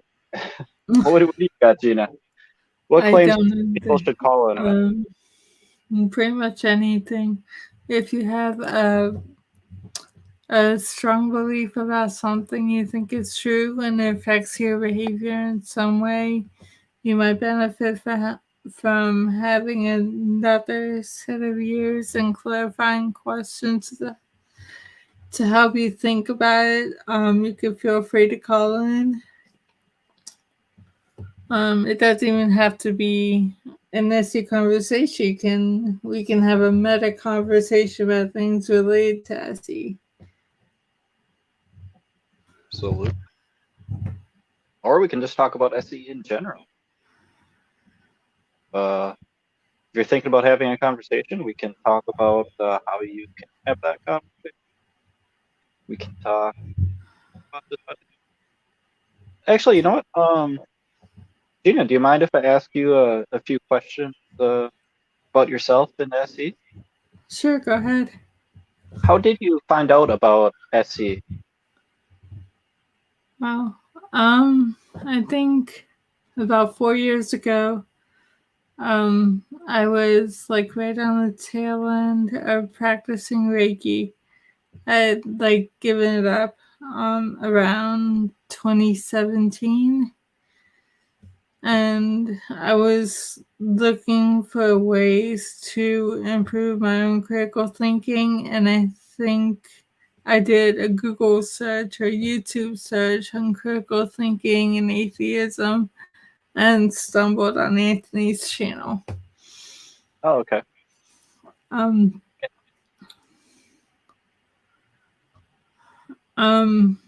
Being kind of shy and anxious and unsure, I think that unfortunately the first one I stumbled on was this first conversation with the preacher Caleb at the Alamo. It was kind of a contentious conversation, and it took me a few more months and continuing to search and look around, and I guess I'd heard it mentioned by other people, like the Thinking Atheist podcast had mentioned it. I think I'd heard about it on the Atheist Experience and Talk Heathen at the time. And so it's like after some time I kind of kept looking at it, and I looked for more examples, better examples, and I found them. So it's kind of okay. Now I understand it a little bit better. I'm okay with this. I mean, me being me, it took me a couple more years before I felt that I could try it. I did try it like once or twice, like when I was first starting out with a couple friends on Facebook, and went really badly. Oh, no.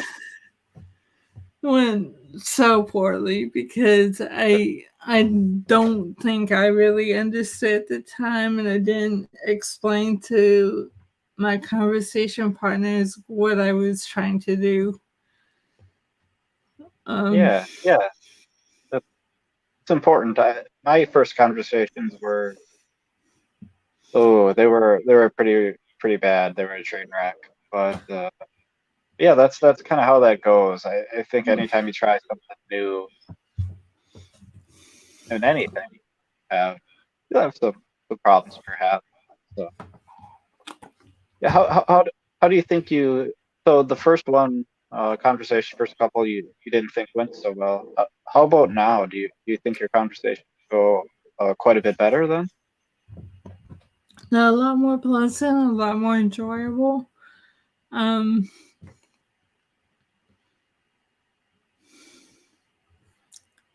I get better feedback from them now than I did then. I think at Dali's low bar of people wanting to talk to me again is any indication. I've had a few repeat conversations and actually built relationships from having these kinds of conversations, even with people I don't necessarily agree with.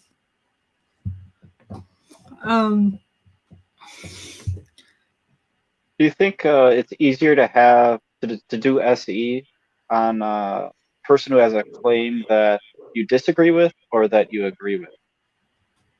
I don't think it makes much of a difference now. I feel like I can do SE better when I disagree with the claim. I feel like when I agree with the claim, that I guess I have some sort of a bias of being critical.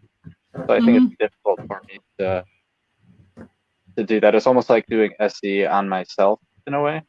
And that I've always kind of found that difficult to kind of have those conversations kind of like in my headphones. I try to do that. I think I've gotten better. But yeah. My thoughts up there. Okay, Robert Hamilton posed this question. Name 3 personality characteristics of people most likely to benefit from learning street epistemology. Curiosity is one. Warmth and friendliness. And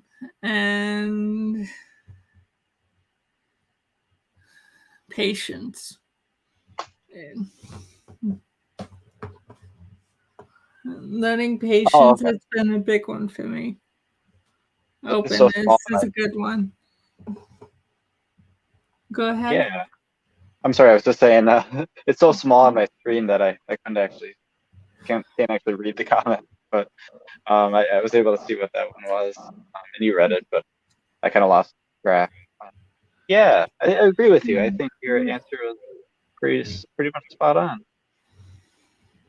I can't think of even anything to add. How do you think you benefited from it?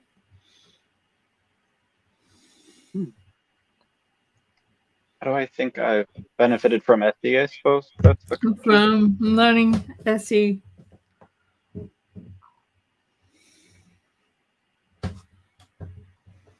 Hey, Joy.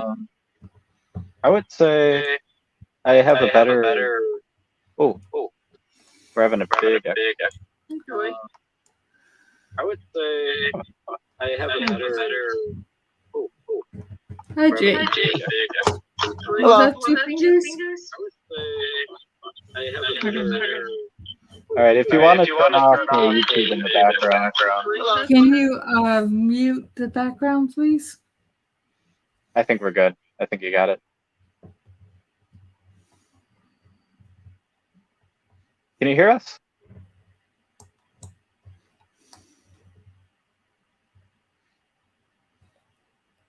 I think he's working on his audio. I'm working on it. I'm on my phone, so I'm struggling here. It's okay. And I don't know where my headset is. I apologize. You know, you actually sound pretty good, so I think we might be all set. All right. Hello, Gina. Hello, Peirce. Hello. How are you guys? I'm gonna occasionally mute when you guys start talking my audio so I can hear you instead of it repeating itself. But Yeah, hello, okay, I'm Jay. Hey, Jay. Hi, Jay. Nice to meet you. Very nice to meet you guys. I was listening to a little bit of you, Gina, and a bit of your difficulties. For one, I didn't mean to interrupt the show, but I didn't know what the street, and I still can't even pronounce the word. I don't know what that is. But at the same time, after I looked, I struggled. And actually, I was listening to Peirce. I wasn't going to call in, but Peirce said something that was very important. It's how you can express your opinion versus arguing what you want to say. He didn't say that, but that's where it sounded like he was going. Because there's a difference between listening to a conversation as you, Gina, and there's some things that I might not like or I might like, but there's a different way to express each side. Like you have to have an understanding. You have to come from a place genuine versus judgmental. And I struggle with that. I'm a commercial plumber here in Kansas City, and I have to be in front of a lot of people. I have to meet a lot of different backgrounds, religions, blah, blah, blah, which shouldn't matter to the job that needs to be done. But at the same time, you know, to sell yourself, you have to have the gift of gab. And so there's a certain way that you approach, and there's certain keywords that you use. And then there's a whole bunch of other stuff that you stay away from, you know, political, religion, whatnot. But occasionally, you know, there's a difference between pride and morals. Pride will get you in trouble because of the morals that you think you believe in. But if you have morals before pride, you have understanding. So it's easier to keep your mouth shut versus that pride getting in the way. And sometimes I struggle with that, just as everyone. But I just wanted to chime in and kind of get you guys' opinion, especially you, Gina, because you literally laid it out there. And I'm kind of curious of, you know, what have you learned? I just recently tuned in, but what have you learned just opening yourself up? And what are some of the things that have went well, and what are some of the things that have not? So I'm kind of curious. But my name is Jay, and this is where I'm from. So I'm just going to sit back and listen to you guys now. I apologize. Hey, right. We're glad Glad you interrupted.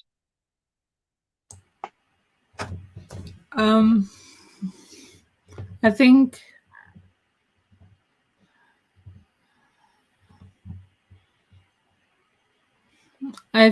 the type of claim there's some claims that differ from who I am as a person so drastically that I have a lot of trouble like setting my own ego or identity aside to really hear them out. That's one thing that I still struggle with.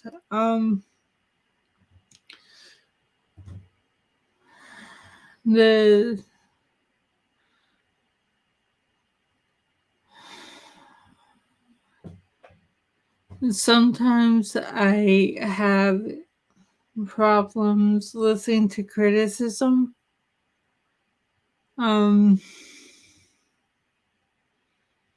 Especially when something that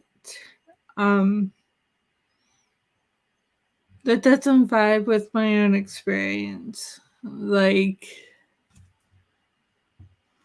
there might be a criticism of Essie or of the practice session or the Discord and the kinds of claims that people bring that doesn't really vibe with or doesn't agree with the things I've experienced there, and I might have trouble really listening to it because I mean it just seems so obviously wrong to me. Maybe my pride or my ego gets in the way in those cases where I should just be listening and asking questions.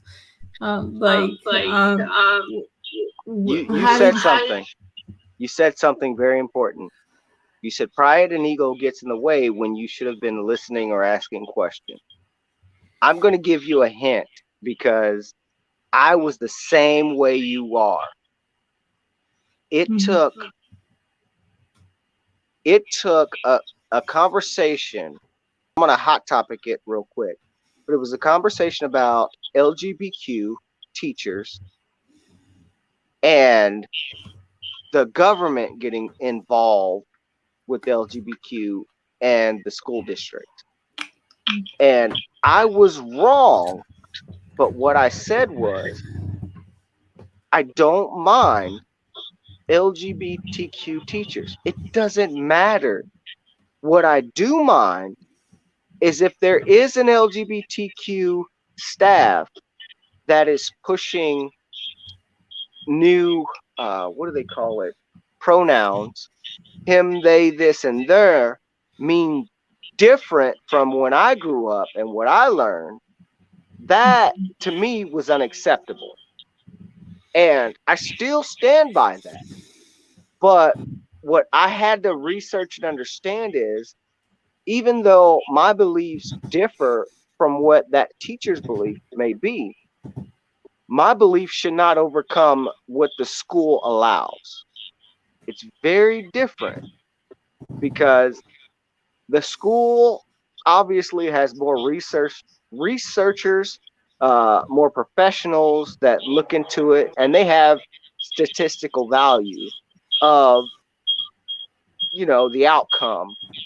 But me being afraid, not necessarily of the LGBTQ community, but just the thought that my kids are being taught something that I didn't understand. I thought it was different, so I was against it. So you said something very important. It's all about, I've noticed that if I have a conversation that I kind of disagree with, or I don't feel comfortable with talking about, I'll just listen instead of responding. And then I'll go look up my own research. I'll go try to investigate. I'll try to find more information of why I feel insecure.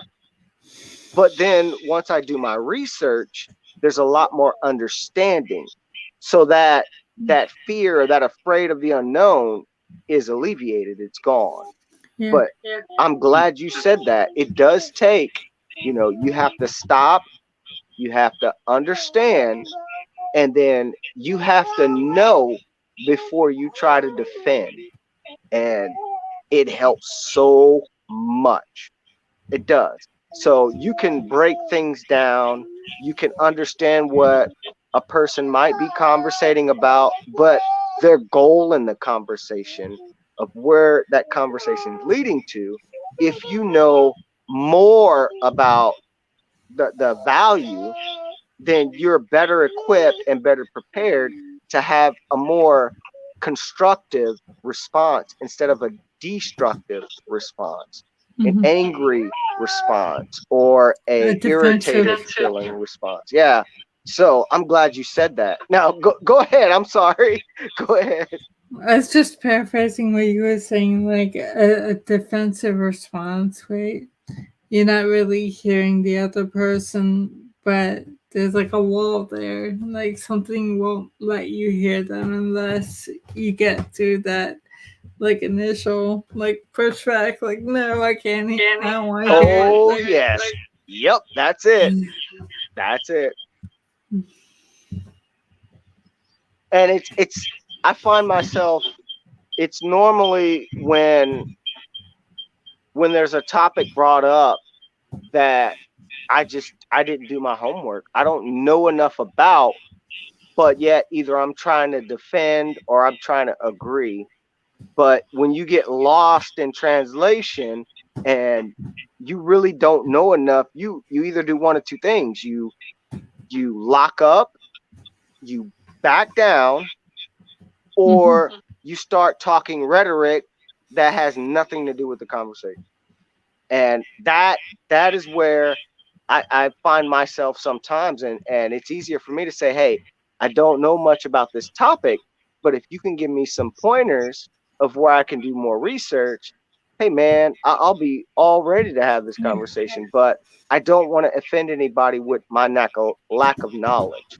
And that's super easy. It used to be hard because, it's like I'm dumb and I don't know what you're talking about. But if you don't know, there's a way to say I don't know and be respected in the conversation. You might even learn something, but it alleviates all of the tension, the elephant in the room, and and then you can move on to something, more conversatable that you might know a little bit more about. But it's just that first step.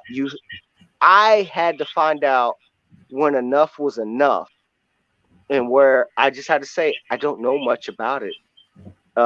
Can you point me? Can you give me some websites or some statistics that I can do some research? Because I just don't know much about it. Right now, I don't really like that idea, but it's only because I haven't researched it well enough. So, and that's hard. Yeah, and it's very hard to do especially when there's more than one or two people. Well, when there's more than two people, because you're talking to an individual, and now you want to keep your respect and some bit of dignity to say you're not dumb. You just don't know what this conversation is about. And it took me a while to do that, but I find it's so much more. If I was in front of two lawyers and they were talking courtroom jargon, well, I don't know what they're going on about, but I could say, hey, I don't know much about it. Can you give me some insight? Or hey, I don't know much about what goes on in the courtroom. This seems pretty hilarious. Can you break it down for me? Or I would love to learn more. That way I approach the conversation. I'm still engaging, but I don't feel belittled because I don't know. And I'm not gonna get angry or start running off at the mouth just to try to boast myself in the conversation. It's weird, but yeah, it's something that I've learned over the years, and just a few tools and techniques that I've used personally. It's better to ask than to tell, when you don't know. And it may not be what you want to hear, but at least you're listening. At least you're getting information. And then you can do your own research later and then follow up or come back to that conversation with something. I think I understand what you're getting at.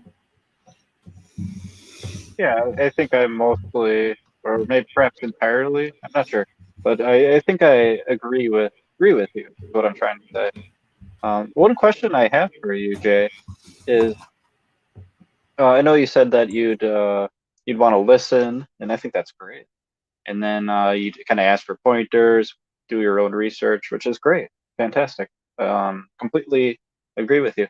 But I guess I'm wondering, do you think it would be beneficial with your conversation partner if you also kind of threw in like, hey, this is what you believe, and I would just like to know the reasons as to why you have this belief and why you think that this reason is a sufficient reason to hold this belief. Do you think that would be something? So I do, and I've tried it before. I've tried that approach. Specifically in religion, I had a couple of conversations with several different people. I find it very difficult because what I believe and my understanding of whatever I believe, I know this. I have it locked up, ready to shoot it out to everybody.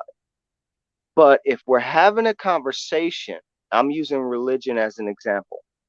If we're having a conversation about religion and I'm talking to another individual that has different beliefs, different religion, it's very hard for me to kind of pry in and ask leading questions to get more information, because a lot of the times there's no way to keep up with the conversation because I just don't know. We can go all day about, well, in my belief, we do this. So what do you do in your belief? And then it becomes, it's still a little confrontational. It's still a little, well, I believe this because of this. And then that person will say, well, we believe this because of this. I think it's a little. I'm sorry to interrupt. Go ahead. I think what you're getting at here is that you mentioned you were asking leading questions and cutting into the conversation. What I think Peirce was getting at is that we're asking open-ended questions about what, why, and how they believe in a thing, rather than leading questions. Like, does that make sense? Right. That's correct. And that's only because of the lack of knowledge that I would have going into one of those conversations. There's always how, why, when, where, and who, but you can know all that but still have no idea of the settings and the basically, I could use elementary terms. I mean, the plot. You have no idea of everything behind it because for one, there's a lack of understanding, a lack of knowledge, and it's hard to teach someone about your ideas by just shooting out names, places, and times and dates. There's way more than that. And so you'll find yourself quickly in a rabbit hole where, once again, you're going to be a little defensive, a little argumentative, and you want to back your way out of that conversation. And that's why I think instead of asking those types of leading questions, I find it better to say, well, I would like to know more. Where can I find more information? This sounds very intriguing, but I just don't know. But I would love to get some information from you. And, instead of, well, who was this? And okay, I'm trying to understand, why did this person do this? Or wait, where were they from? It's very much easier just to, hey, can you give me some more information? This is very interesting. I would love to chat with you about it. You know, it's a kind of a respect. It's basically a dignity thing where you can say, hey, I don't know much.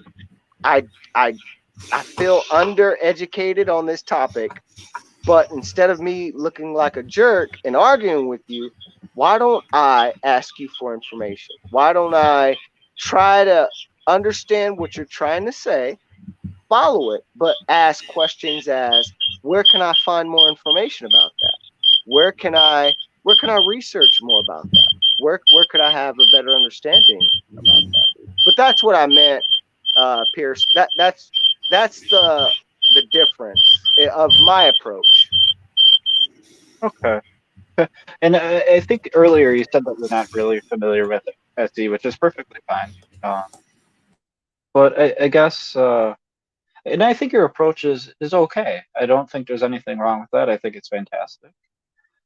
But I guess I would question, since you don't have, I don't think you have a super good understanding of SE. I guess, do you think that it's argumentative to ask someone their reasons for belief, or to question them on whether those reasons are reliable to determine whether their claim is true? Do you think that asking those types of things has value? Absolutely. Okay. I absolutely believe that they do have value. Okay. I'm stating from past experience, and this is why I'm here, trying to learn and trying to engage and have that conversation. But that's the crazy part, is that you could have a conversation with somebody not knowing where they're from, their history, what they know, this, that, and the other, but you can engage into a healthy conversation and maybe learn something that's super cool. But and you're right, there's a lot of value. That's how people meet people. That's how you get out of the same 10-mile radius you live in. You talk, you conversate, you understand, you ask questions. But there's a fine line. There's a super fine line when it comes to asking questions, sharing ideas. But where's that line drawn when there is differences of opinion? There's a teaching there, and there's an understanding that you have to when you approach that. And more than often, there's going to be a difference somewhere. So more than often, there's a way to approach that versus, it being a derogatory conversation versus a productive conversation, or a conversation where both can learn from each other but share differences. And I think that's the struggle that, I don't know the statistics, but most people have. Everyone can have a conversation, but it's very hard to hold a conversation without conflict. So I'm not sure, but this is my very juvenile understanding of the podcast and the meaning, if that is even close. I just wanted to answer your question first. It might have been rhetorical, but I'm going to answer it anyway. You said where to draw that line. I don't remember your exact words, but I think that line gets drawn right at enthusiastic consent. So if someone is willing to talk to you and wants to have the conversation and wants to continue to have the conversation, you don't just consent once and that's it. If someone wants to walk away, by all means, I think you absolutely should let them walk away. So I just wanted to add that in there. And then just the other. Sure, absolutely. Other thing I wanted to add was you said that it's really difficult to have a conversation about, I'm assuming you meant like polarizing topics, and without getting argumentative, divisive, back and forth, right? And I would disagree with you a little bit on that. Sure. I think like 2 years ago, I totally agreed with you before I took SE was. So I guess I just challenge you to learn what SE is, and I think you would really enjoy it. Absolutely. That's why I'm here. Awesome. That's why I'm here. Yeah. Cool. And so if I could just, this is totally hypothetical. So if I could use what you just said as an argumentative, I would say, well, I don't know what you know, but I would love to find, some more information about it. Or I could use it as an engaging conversation that I don't know anything about and just push the issue. Well, I don't believe that, maybe 2 years ago you were pretty spot on, but something, whatever you learn now is just wrong, and I don't believe in it. That's another way. Now, the pacifist way, what I used to do was I'd be like, oh, okay, yeah, I agree with you. You're right. Yeah, okay, yeah, sure. And then hopefully I would never have to see you or talk to you again. But out of all three of those ways, I really like, and I've been using and utilizing the idea of, well, I understand it. I understand. I can learn something and I can benefit myself, but I'm also engaging and asking conversations, trying to learn new ways to communicate, trying to learn new ways to ask questions without offending or being so much argumentative when I don't know.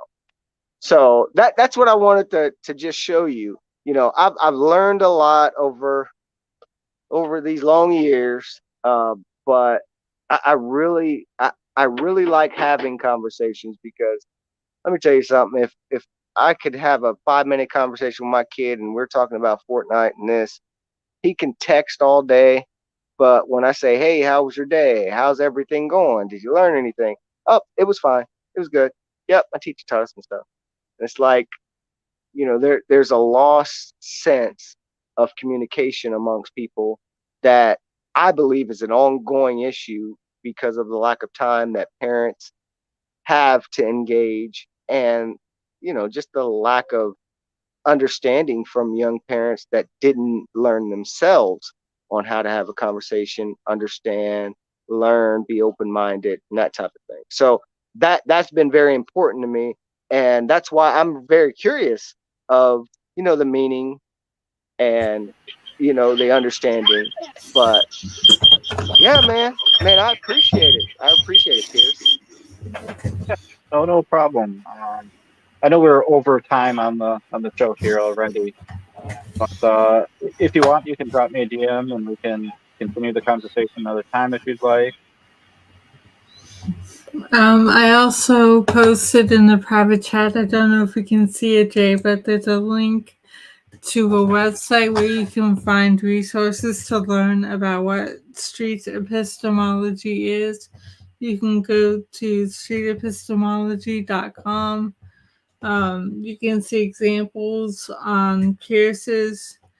Awesome. You can see examples on Peirce's YouTube channel. And forgive me, I'm getting really tired and I'm totally blanking out the name.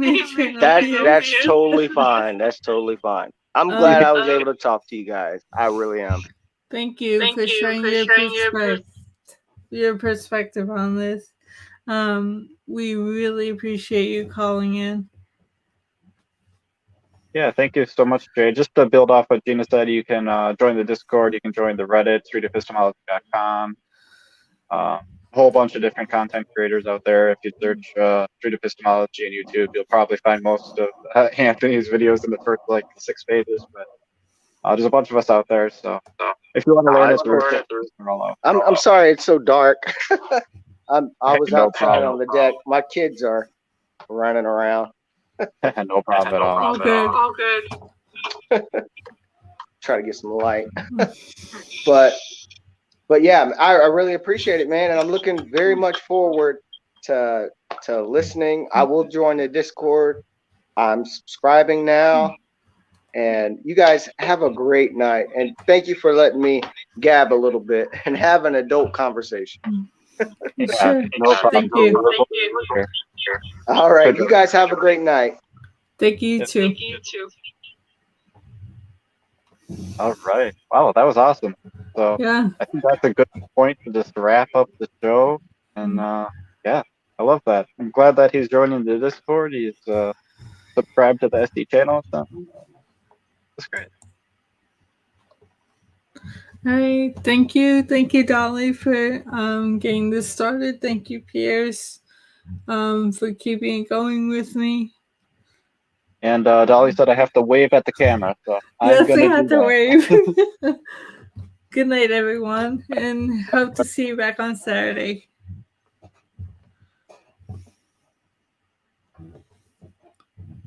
We're still going? Are we done? We're still live. I have to keep waving. Are we I actually have to still? figure out how to end the. I'm just gonna keep waving.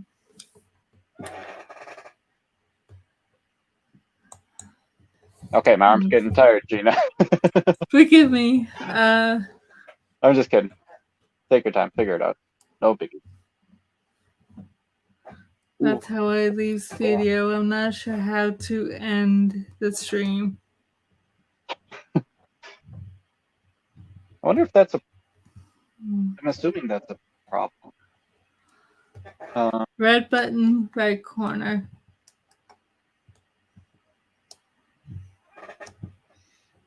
I remember the few times I used StreamYard as a admin or whatever it was. It says end stream. I think it's in the upper right corner. Upper right corner. I don't Yeah, have upper right but corner. You're on mobile. Maybe it's somewhere else. Obviously, it's somewhere else. Is it like in the settings, maybe? Or is it at the bottom? No.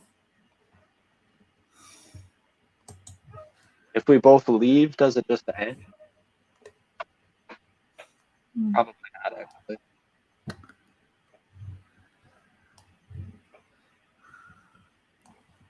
Don't know how to help. Okay, there's Dali.